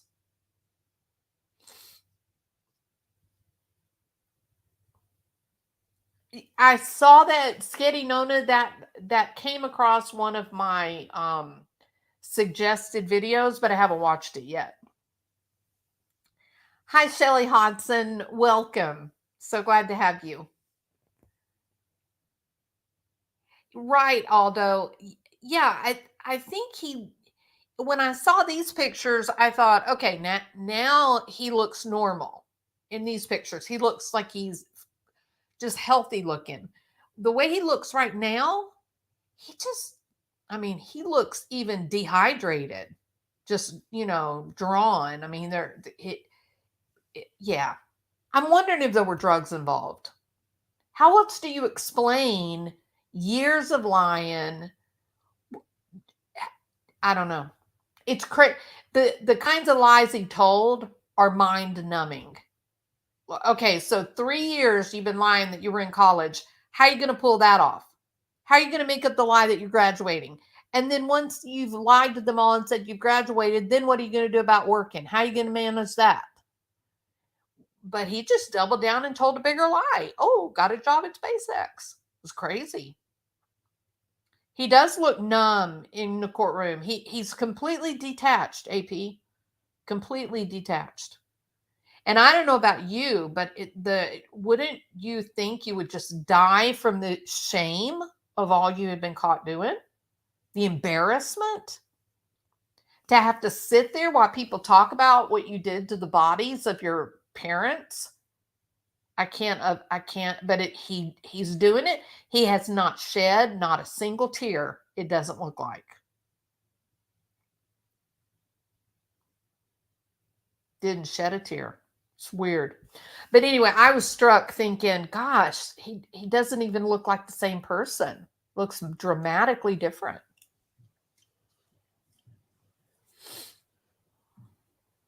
Now, you'll hear from Mr. Smith. Despite maybe his bizarre actions and maybe his bizarre statements he may make, he's not a suspect. Police proved he was in Texas at the time all of this happened. Another unknowing accomplice to Mr. Halderson's crimes. So at this point, Mr. Halderson's working a pretend job at American Family Insurance. He's not getting paid. His father, who's an accountant, is kind of on his case about it. And he's got to figure out something else.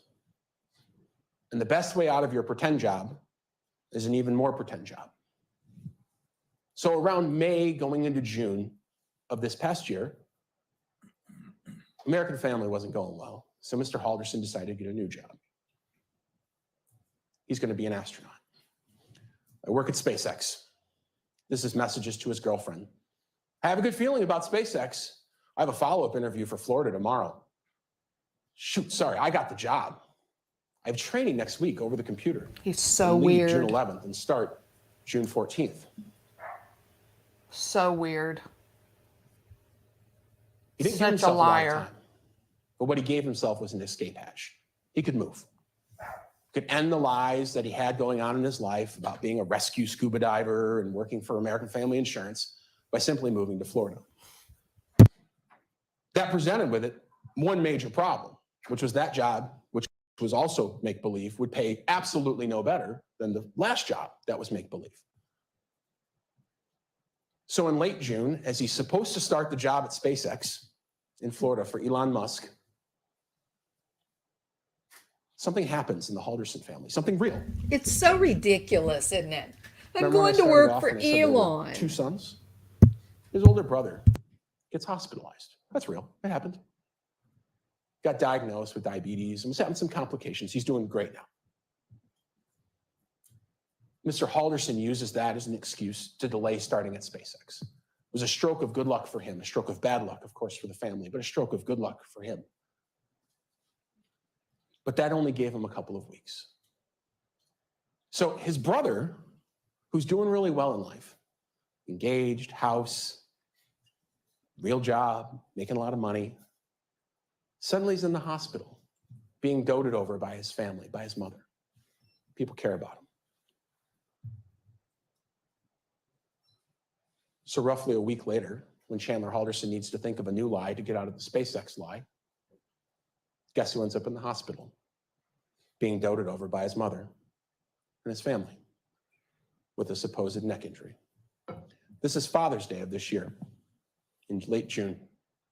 That's Bart Halderson in the middle, Mitchell on the right. Of course, Chandler wearing a neck brace that no one told him he had to wear on the left. Now, around this time, Chandler started telling people an extraordinarily bizarre set of claims.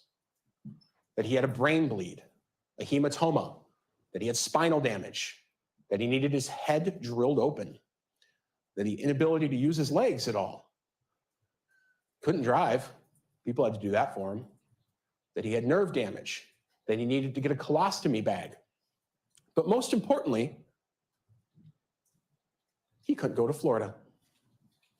The doctors had told him he couldn't fly. Of course, that's not true.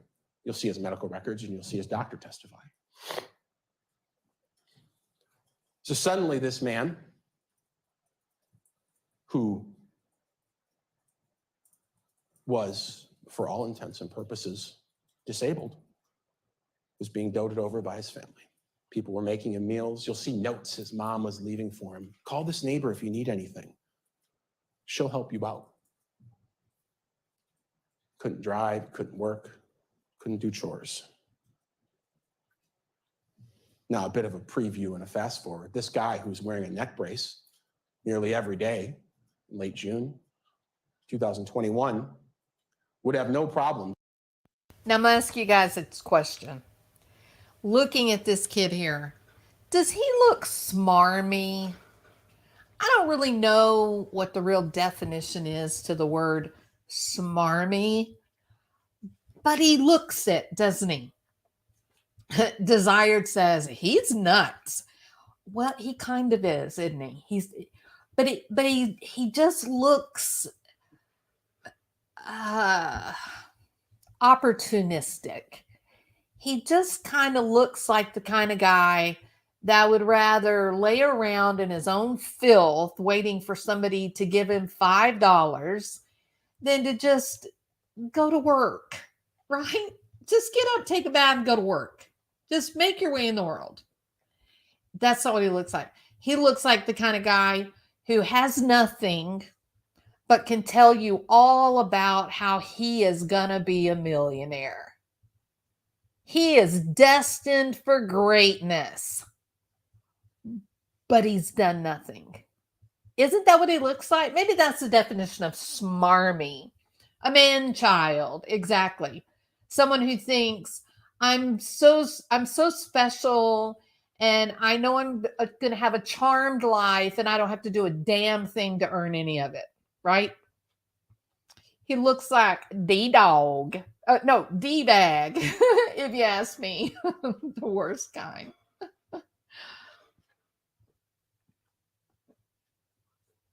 Privileged child. Spoiled rotten. Yep. If I was his girlfriend, I'd never trust anyone else. Can you imagine, Desired? Can you imagine being Cat? Because I can't. I don't know how you ever get over it. A street slug. Yeah. No, he's the picture of smarmy. Absolutely. Just days later, carrying large bags of ice out of gas stations to chill his father's cut-up body in a freezer. And you'll note, no neck brace. And in fact, you'll note in this case, Chandler Halderson is never seen in that neck brace again after July 1st, 2021. He's a disgusting pig. He's a disgusting pig. So the job lies he lives for Chandler in his he life. lives his life American off of lies. says, That's how he made his money. He lied. He was a professional liar. That's how he got money. He lied and he lied and he lied and he lied to get more of his father's money, more of his father's money, more of his father's money. He lied. We have those same people on YouTube today. We have people who have channels on YouTube whose content is created lies. That they have to have an extraordinary story to tell. Oh, you're never going to believe what happened to me. Someone tried to mug me. Someone tried to break into my car and get me. And it never happened. Like, it never happened. That story didn't happen. But it was an exciting story. And if you have a channel full of admiring people, they may very well, oh my God, be careful. Oh my God, don't get mugged. Here, let me give you $10 because of this terrible thing you experienced. I'm so sorry you had that happen to you. They're lies. It's impossible for every single day of the year for someone to have something bad happen to them. It's scientifically, statistically not possible.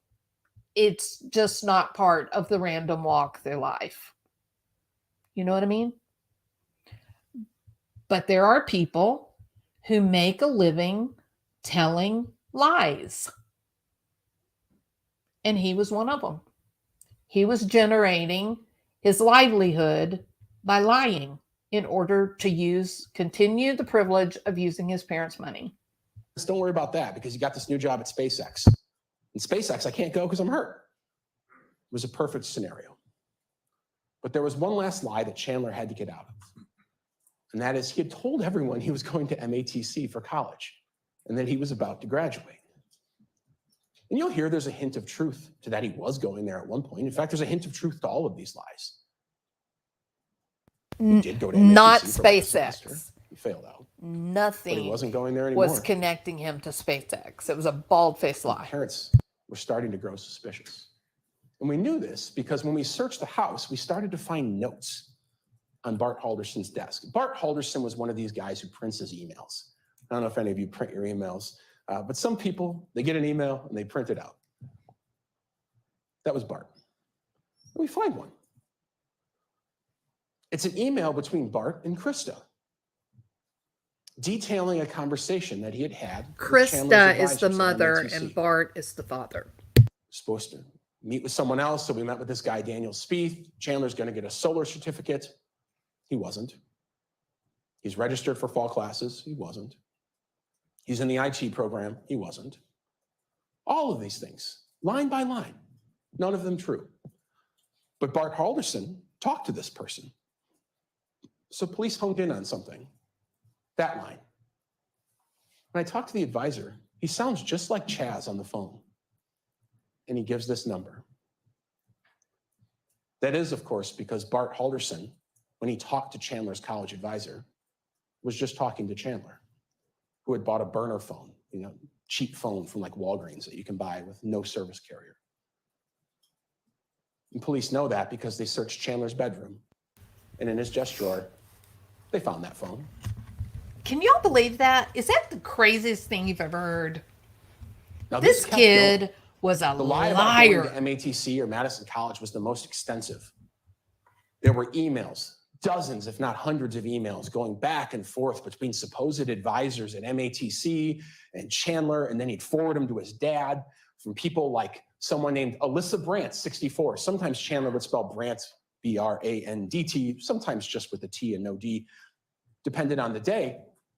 But they all had the @Gmail address, not I saw that madisoncollege.edu. And you'll hear from the people at Madison College. Their people have real emails. They don't use Gmail. I'm surprised he didn't plead guilty to BBT. Over again. Alyssa Brandt was one of them. You heard about Daniel Spieth, also @Gmail. There's someone named Aaron Hoover, also @Gmail. In this one, Chandler's getting upset. I have to have a call with whomever's in charge within the next 30 minutes. I have been a student for over 3 years, and I will be treated fairly. I will be treated fairly. Spoken like a true narcissist. The problem is, Chandler, you weren't a student. And eventually, but you did demonstrate some pretty effective righteous indignation. The Halderson parents had to have been growing extraordinarily frustrated. Kid wasn't getting paid. He was injured suddenly. His college transcripts aren't coming through, so he can't get a job. So police looked at that original note again. The lies were so expensive, Cinnamon. That's what I'm They saw something saying interesting. about that. Of all the people that I've talked about on my Which is in YouTube this sea channel, of I fake think people, he would be one that Daniel I would be Spieth, Aaron interested Hoover, to talk to, Tom that I have real Selznick, questions about. I can't Alyssa imagine Brandt. being There was one able name to that tell stood these out. types of lies. Omar Joe. I'm really And that name perplexed didn't by his stand out ability because to it was do that. fake.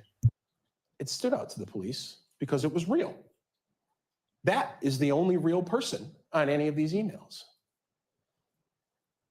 And what we've discovered in this investigation is in just the day and a half prior to being murdered, Bart Halderson, Chandler's dad, called MATC and pretended to be Chandler to try to finally get some information on what's going on. Just as any of you could call any doctor and pretend to be your kid, you know their name, their social security number, their birthday, you can get through. You can get through those minor security things. Bart called MATC, said, I'm Chandler, and I want some answers. And for 17 minutes, Bart Halderson, just before his murder, talked to a man named Omar Job. Omar Job is a entry-level customer service guy at MATC. He's got no skill. Okay, I'm not going to interrupt again. This is the part I want y'all to listen to. Pay close attention to the timeline. I mean, these guys, the prosecution, they got this down to the minute. And I want you to think about these two parents and what their final hour of life was really like. It's incredible. Skin in the game, doesn't even really remember the call, but it was recorded for customer service purposes. And Bart Halderson questions Omar, and he's very mean at first. Because in Hi, Justice for Gabby. Yes, so we talk about that at the beginning of this video, so I'd invite you to go back and watch from the beginning.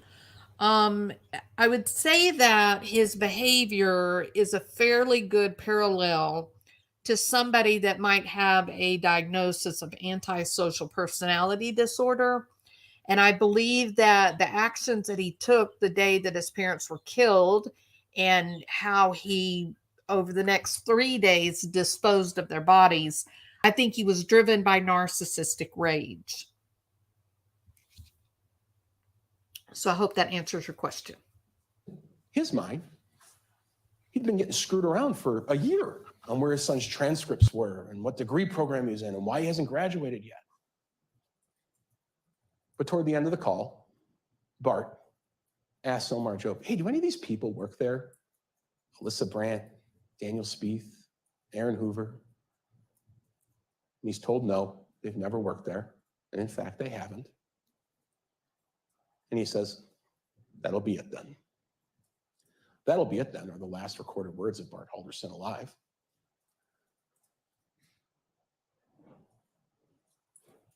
Bart Halderson, shortly after that, sends a text message that ultimately sealed his fate, which was a text to his own son. And it says, I spoke with Omar Job. You know, as a parent, I just can't imagine the disappointment this man must have felt. You know, you find out that your kid has been lying to they suspected it. I guarantee you the parents suspected it. It's why they were calling and pretending to be their child. They weren't believing him anymore, right? Your child, you've just found out, has been lying to you for 3 years. That they're not only are they not about to graduate, but they didn't even get started. They don't have one completed semester. And now you've got to have a confrontation with your child who's been lying to you nonstop about school and about this job that he really never had. How do you manage that? Well, I'll tell you what I would do. 23, 25-year-old child, I'd give him $100 and say, good luck, get a job because you are done here. I'm not paying any more of your car notes. I'm not paying your insurance. Nothing. I'll give you food. You can sleep in the garage, but you got to get out there and make this right. Everybody in the world pays their way, and you can do it too. And I suspect that that's what Bart was going to do. Now, what happens over the next 24 or so hours is a bit unknown. Homicide investigations are a lot of unknowns because the two people who are the victims, who maybe know the most about what happened, are of course dead. But there's not much verifiable information that happens over the next 24 hours. It's also unknown if Chandler even knew who Omar Jobe was. Of course, he wasn't going to MATC, so why would he know who some lowly entry-level customer service guy was? He wouldn't. But Bart Halderson did. And when you look at Bart Halderson's work calendar that he maintains at his accounting firm, you see something quite interesting. Remember at the beginning, I said I wanted you to remember a date, a time, which was that the Haldersons were killed between 3 and 5 p.m. on July 1st, 2021. Guess what was on Bart's calendar at that exact time? He was supposed to have a meeting with the people at MATC with his son. So he was supposed to go to MATC and have this meeting at 3 o'clock on July 1st, 2021. Of course, that meeting couldn't happen because he wasn't going there and none of the people were real, but Bart Halderson knew that. Bart Halderson knew that. Although I don't think they were afraid of Chandler. I think he was constantly lying.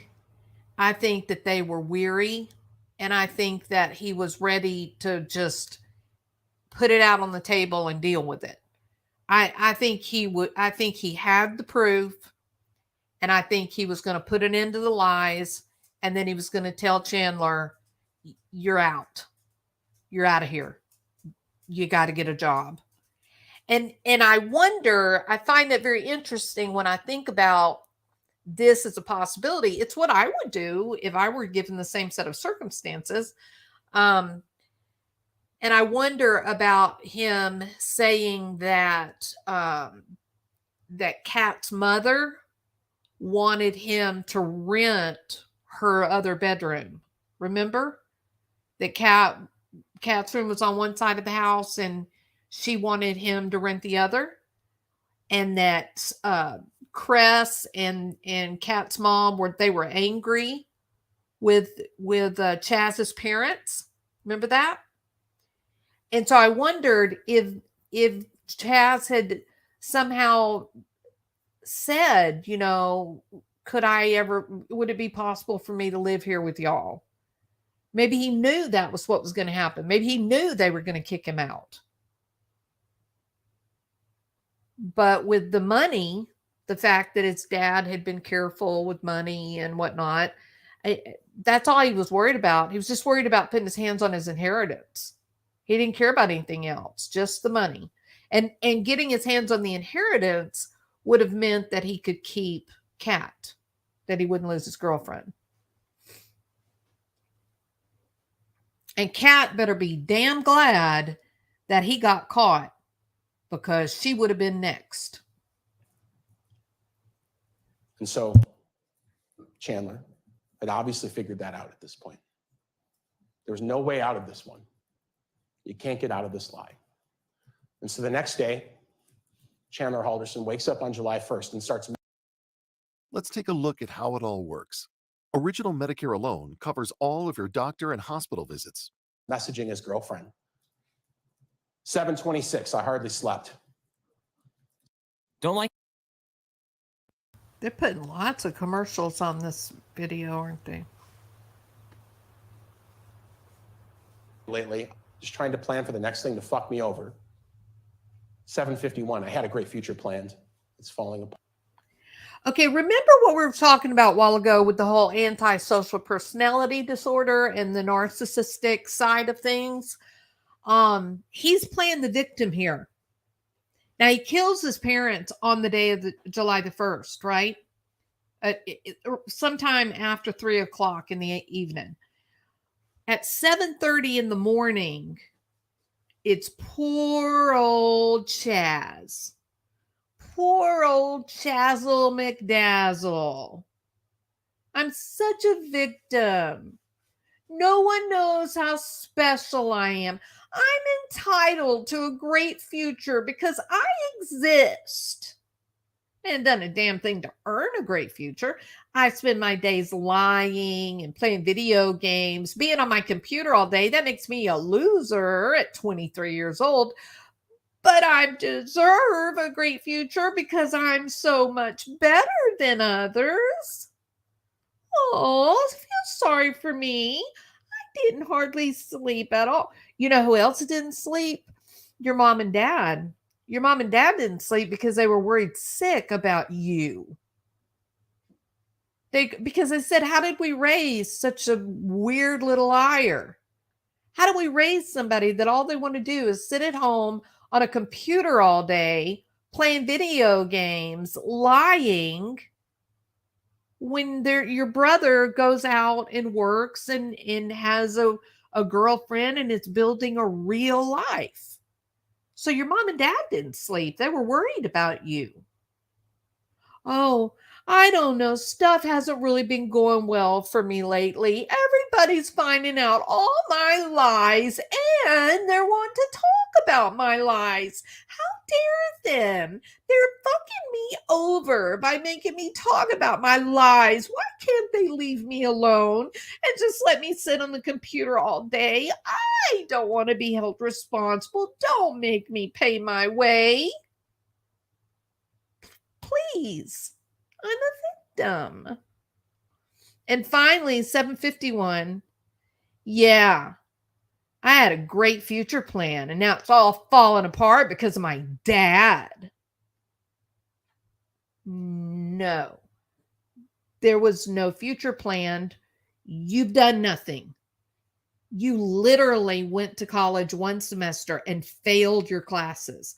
You've never done anything to create a future. You've not made one move toward a future. Your dad, your mom, nobody did anything to Chaz except Chaz. Chaz has been doing nothing but sitting. That's all Chaz has done. And if you don't work for something, you don't earn something. So this is what I'm talking about, that I think that he had no remorse. He had no remorse for all the lies that he had told. He had no empathy for the pain that he was causing his own parents and brother, girlfriend. It was all about him. You can see in these 3 text messages here, poor old me. Everybody's so mean to me. This is the narcissist right here. This is the narcissist. And he's angry that his mother and father are meddling. Part 104, just 2 hours prior to the murders. I overheard they might go to the cabin with their friends, but I don't know. So somewhat of a full circle at this point. That's the moment Chandler Halderson decides to kill his parents and engage in this bizarre story of them missing at a cabin with an unknown couple in an unknown car at 1:04, July 1st. Now, shortly after this message, just about an hour and 10 minutes, Bart Halderson's getting ready to go to MATC for this meeting, perhaps to confront Chandler. Perhaps Chandler's going to confront him. Not going to be a fun meeting, right? In fact, I think it's going to be a miserable meeting if I had to guess. I'm ready whenever you are. That's about 50 minutes prior to when he was killed. In some ways, I wonder if it was going to be like the whole Casey Anthony thing, if Bart was just going to like play along and see how far Chandler was going to go. Was Chandler going to go all the way to the college? Was Chandler going to be willing to like walk his dad up to the building? Was Chandler going to like take his dad into an office? And I bet you that's what his dad was thinking. I bet he was thinking, we're going to play this out until he finally says, Dad, I lied. I bet that's what he was hoping for. What do y'all think? Do you think that like the detectives did with Casey Anthony, where they just followed her and they just let her go with her lie? Remember that? And it was crazy how far she went. It was crazy that she actually went into the building. Y'all remember that? Crazy. So I think Bart was going to just follow his lead.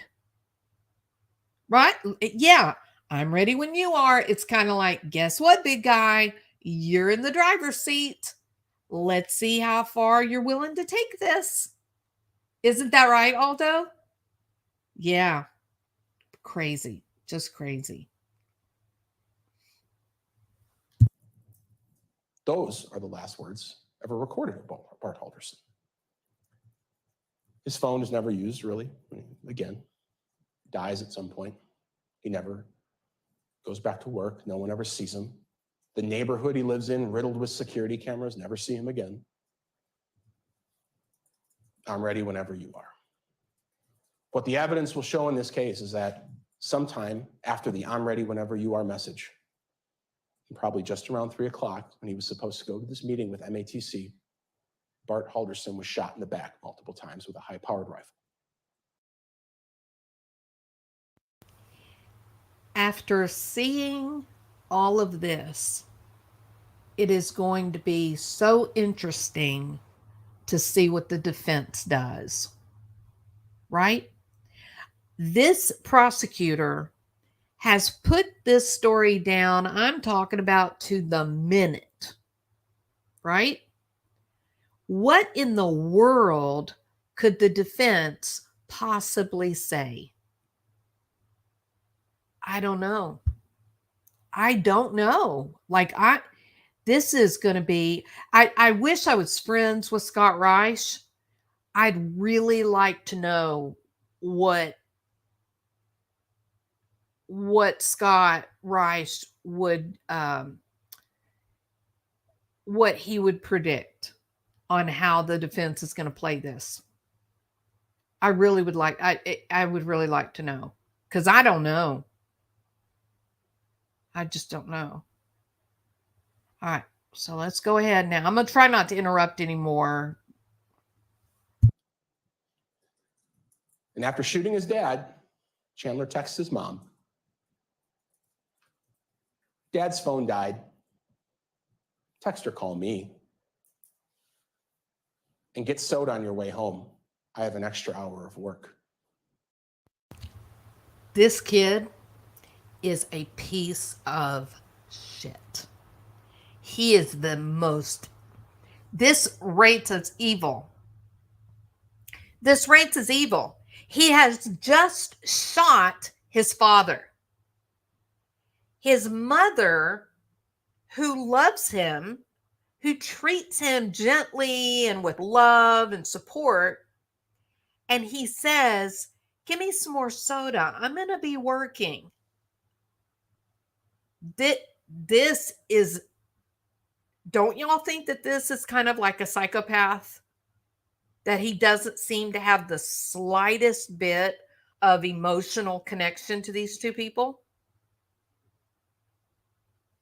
And it went to trial so fast, Getty Nona. My head, when I saw that this happened in July of 2021, I couldn't believe it. I thought, good God, what? How is that possible?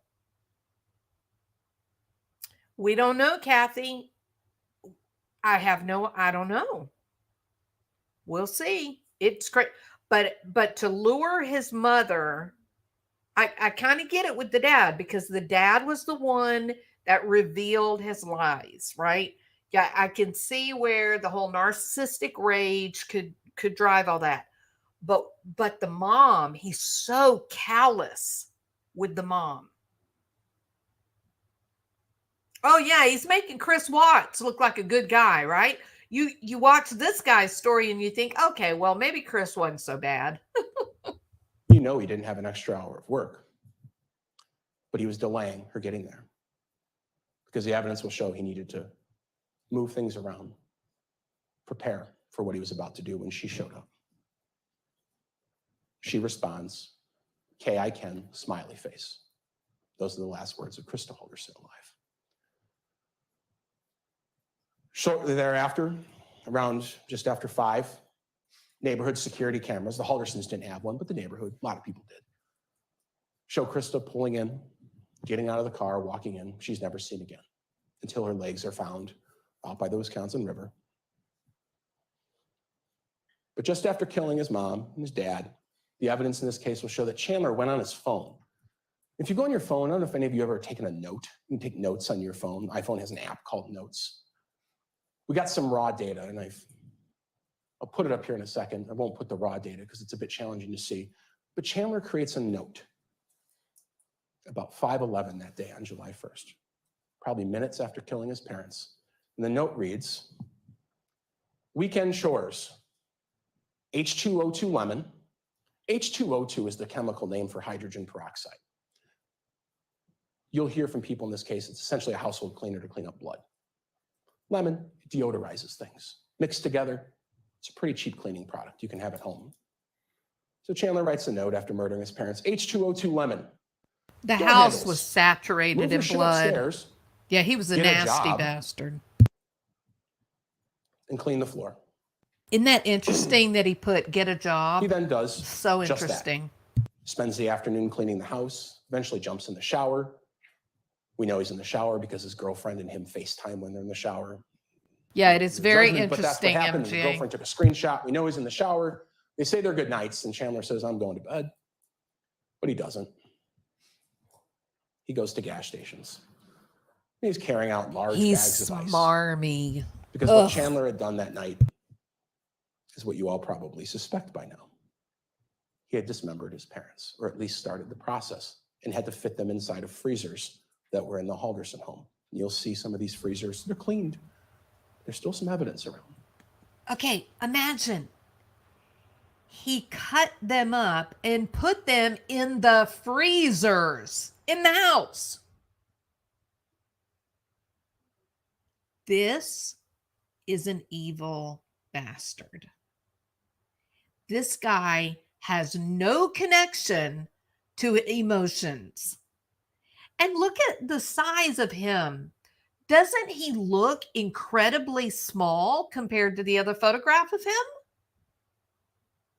I think there's no doubt he was using drugs. He had to been. He had to been using drugs.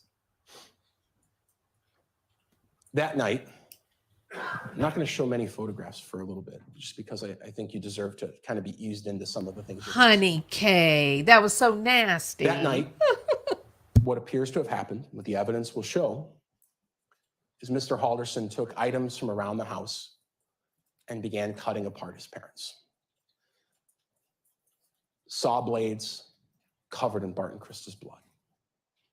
An axe, Bart and Krista's blood. Hand saws, things of that sort, covered in Bart and Krista's blood. He cleaned the house as best he could, and you'll hear about that. But still, blood spatter found of Bart and Krista's blood around the house. And he had a plan. It wasn't a well thought out plan, but he had one. And that was he was going to burn the remains in the family fireplace there in the house. So it's July 1st. And if any of you remember, 4th of July weekend's pretty hot this year. People in the neighborhood thought it was a little bit weird that someone's fireplace was going on. They smelled stuff. One person, this neighborhood's full of retired cops, but one retired cop said, "I smelled like a barbecue, smelled like a pig roast." And he said that just not knowing what it was at the time, talking to the police. And that night, a neighbor who had a security camera behind the Halderson home, way far away, was able to catch something. Because it was pitch black at night, he was able to catch just a little glimpse of all the windows in the Halderson house. We have an expert that's going to come in who works with video and light analysis. And he's going to tell you, he was able to figure out which window that was. And the window it was that he was looking at in that camera footage that kind of just piqued his attention was the window by the fireplace. That was some pretty interesting testimony. Was that day 5 or day 6? And MJ, you accidentally got blocked. You're not blocked forever. It's going to be 5 minutes and then it's going to go away. I tried to lift it. It was a complete accident. Please forgive me, MJ. I'm so sorry. But I tried to figure out how to undo it and I can't make it go away. So I'm sorry. Please forgive me. Anyway, I don't remember if the video on the fire, I think it was day 6. Yeah, Shelly says it's day 6. Yeah. Didn't you think that was interesting testimony? I thought it was, yeah, I thought it was good. I thought it was interesting to watch.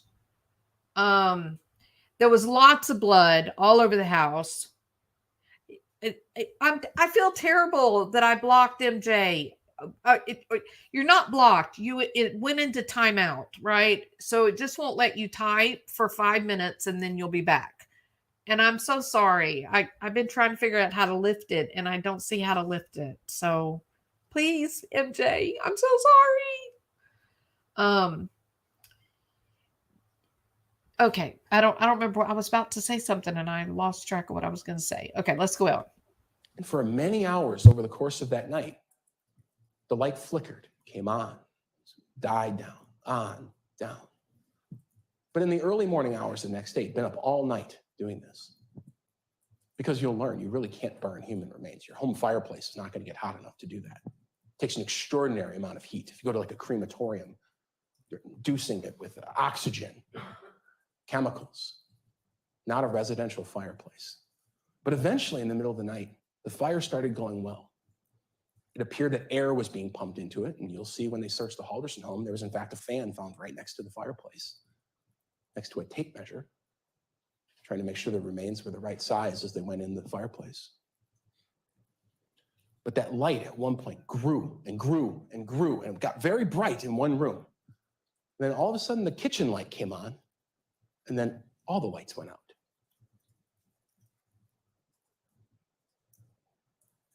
I don't know if anyone's ever taken a hot Pyrex pan out of the stove and put water in it, or dumped hot water on your windshield on your car in the winter, but it explodes the glass.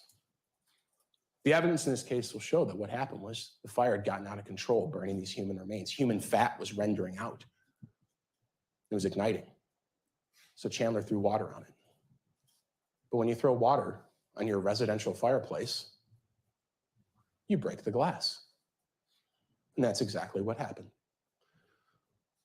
Just above that broken glass panel, which is clearly shattered, you see the paint kind of bubbled off from the heat. This is in the search of the home some week later. The fireplace is clearly used. The police noticed something interesting about this photograph, which is, despite being clearly used, the logs are rebuilt. Someone had cleaned out all the ashes and rebuilt it.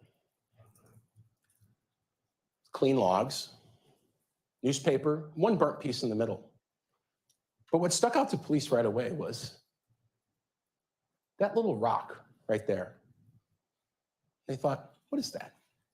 You'll hear from the people who collected this evidence. You'll hear from an arson specialist from the Department of Justice, a guy named Bill Boswell, who come in. You'll hear from a forensic anthropologist, a doctor named Cristina Figueroa Soto, who will tell you, we were all interested in what that was because it was out of place. So they pulled it off and they put it on one of these fancy police deals. And the forensic anthropologist took one look at it And she said, oh, this is a human skull. He had burned his parents' heads in that fireplace. Later, the police would go through the ash trap of that fireplace, and they would find human remains, facial bones, the knee bones, which, because we found Krista's legs, by deduction, had to be Bart, all in the ash trap of that fireplace. They were all cataloged. Now, burnt remains can't be tested for DNA. There's no biological material left, but they're able to tell it's human based on the structure of the bone. And you'll hear from the anthropologist who will talk about that. So that's what happened on July 1st. Now you're going to hear about all of those days in between Bart and Krista dying at 3 o'clock on the 1st, all the way through the police report. But to summarize, Chandler stayed up all night that night of the 1st. Obviously, things weren't going well, burning his parents' remains. So the next day, perhaps not having slept, he walked into Fleet Farm at 7:21 a.m. to buy a tarp. He's on video. He knew his girlfriend was spending the night that night, so he spent the whole day cleaning. But he's sending her text messages, which you will see throughout the day, asking her to bring him hydrogen peroxide and a mop, because he still needed to clean up. The next day, Saturday, July 3rd, 2021, his girlfriend leaves early in the morning. That's the day she snaps that picture of him out by the Wisconsin River dumping off his mom's remains. Spends the rest of the day hanging out. But when he goes home and says he's going to bed that night, this young man who supposedly couldn't drive or carry heavy objects, his phone records show that he's up near the Wisconsin River in Portage, as if you're driving the interstate up to the Dells, right when you cross the Wisconsin River, off in the state land there to the right. For about an hour in the middle of the night, the police tried to search that area. It was impossible with the currents. Whatever remains were thrown in there are lost forever. July 4th, 2021, this is the day he texts himself. Spends the day with his girlfriend's family, goes to their farm to use the pool. That's the day he says, hey, can I come back tomorrow? Goes to some fireworks. He's living a normal life. No mention of his parents. The next day, takes out the garbage in the morning. Who knows what was in that garbage can? We've thoroughly searched the landfills, but it's impossible to find anything. But he took out the garbage. He goes out to the farm to supposedly use the pool, where he's seen walking out of the woods. Cell phone tower records prove that he was out there on the farm. Remember I told you he told that person that he was having trouble at work and school and having a bad doctor's appointment. He never went to any doctor's appointment that day. Phone records show he never talked to any doctor. It was all a ruse to be able to go out in the woods and hide his father's body. The next day, not much happens, because Chandler was up all night. Again, that light analysis shows all night, the garage light on and off.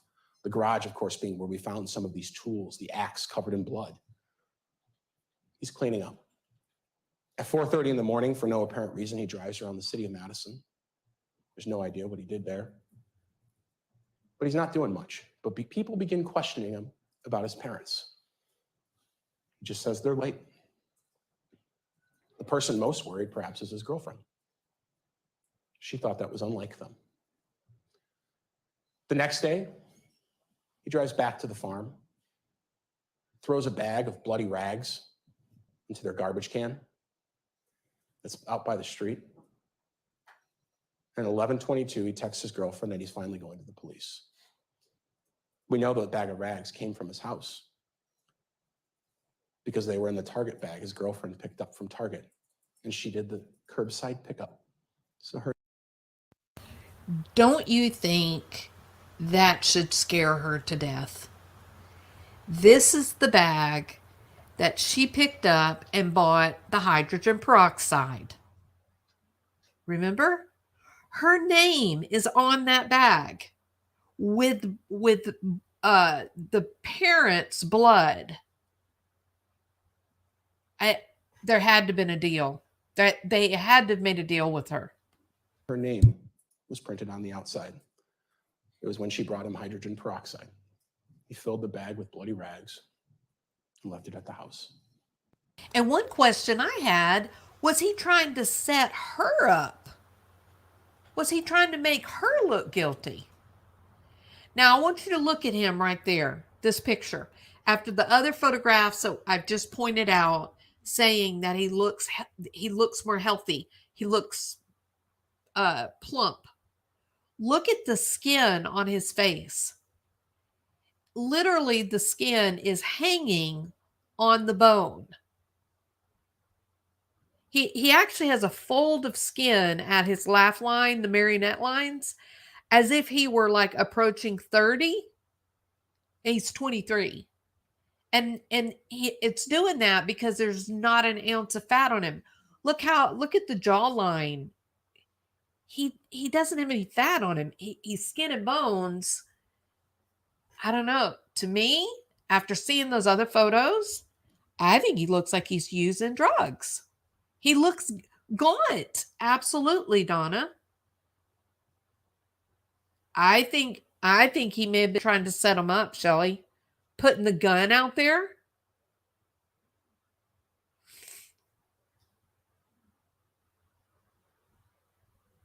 Very, and maybe even he was trying to set up Cress and the mother.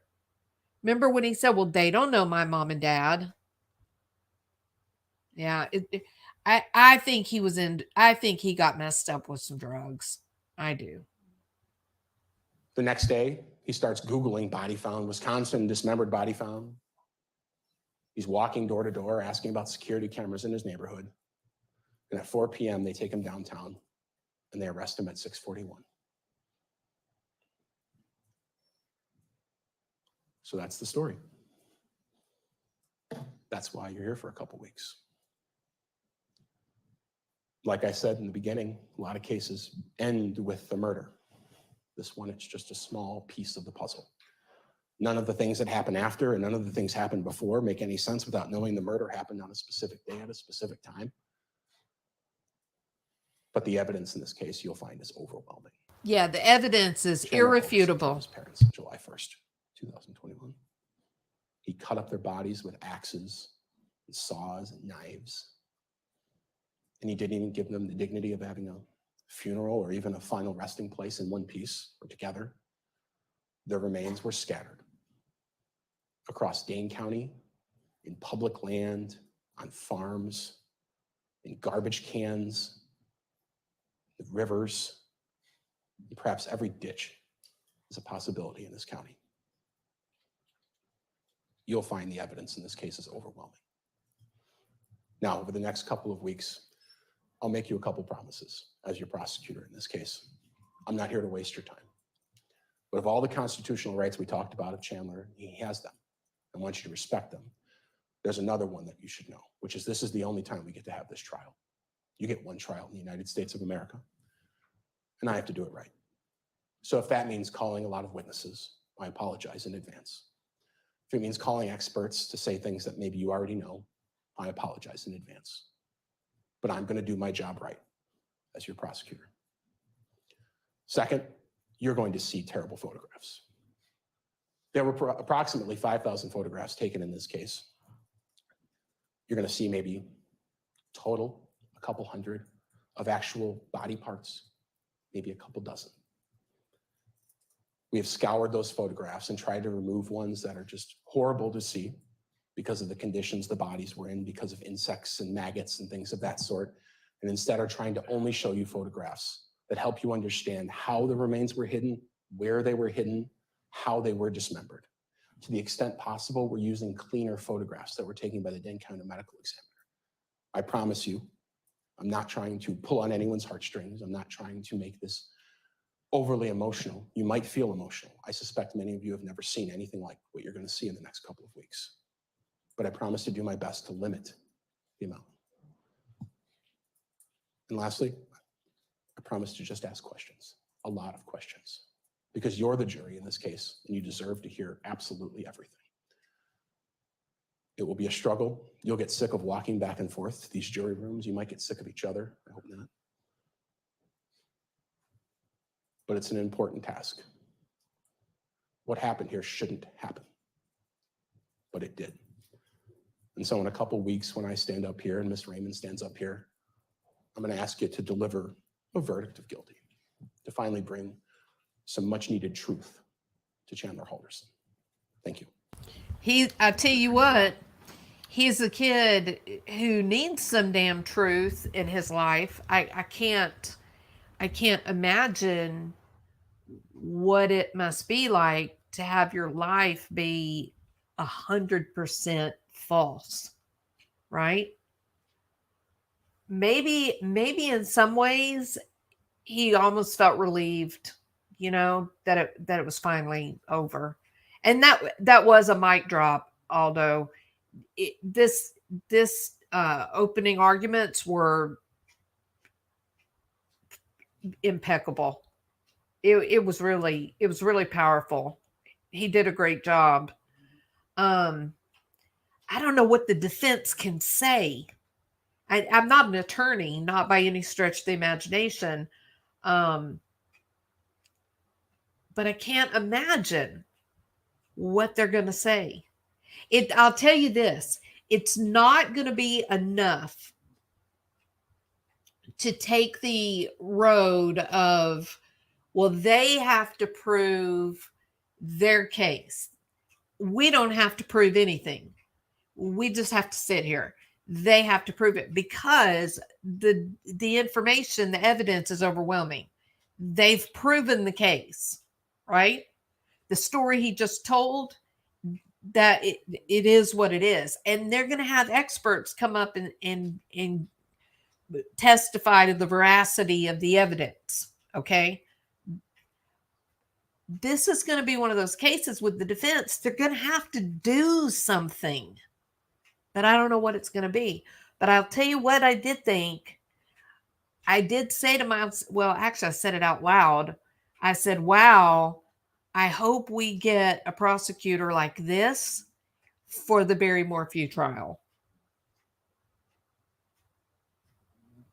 I hope we do. Because there's a lot of really great evidence in the Barry Morphew trial.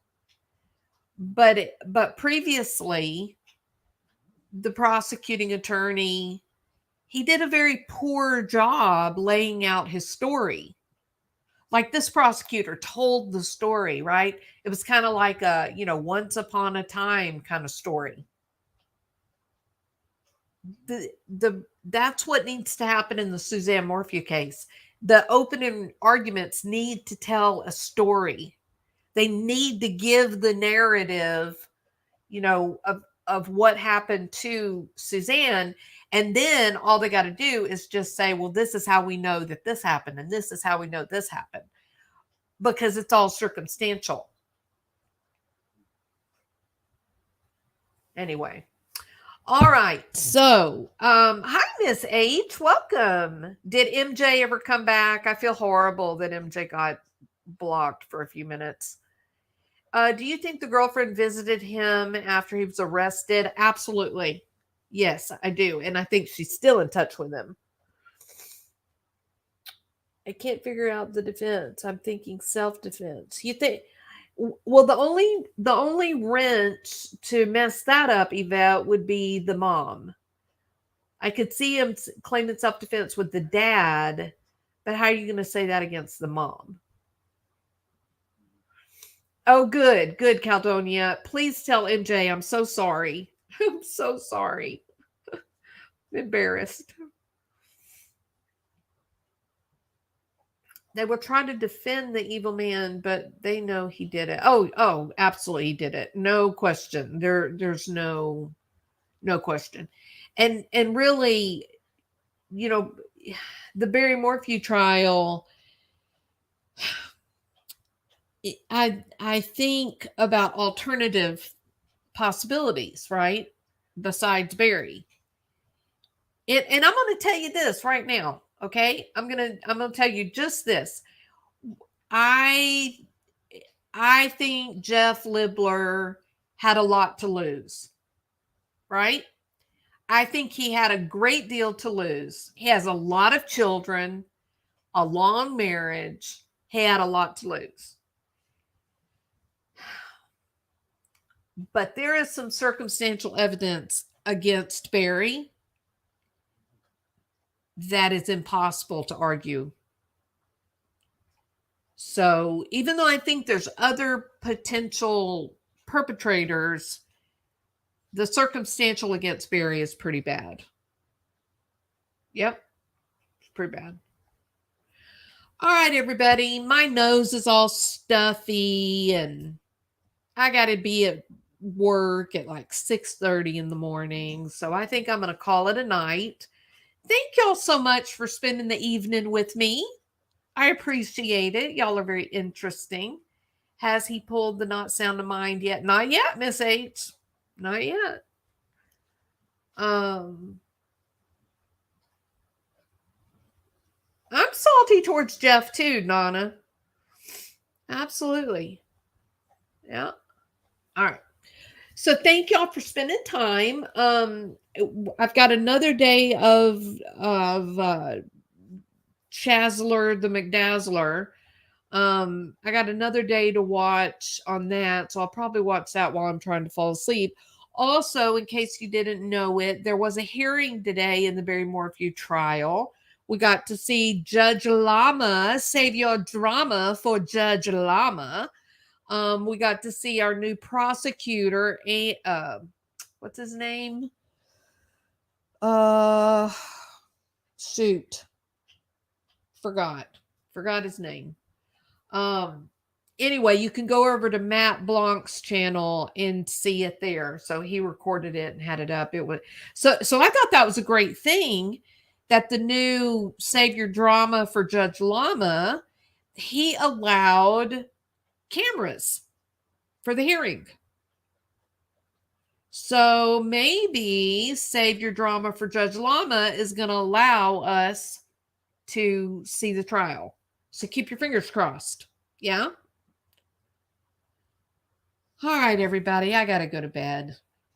Y'all have a great evening, okay? Y'all are wonderful people. Thank you for being such a great community. I would invite you, please hit the thumbs up or the thumbs down, depending on whether you enjoyed the content or not. If you haven't subscribed, I hope you will. And mods, I couldn't do it without you. So I appreciate all of y'all so much. All right. Okay. We'll meet again another day. Happy trails to you until we meet again.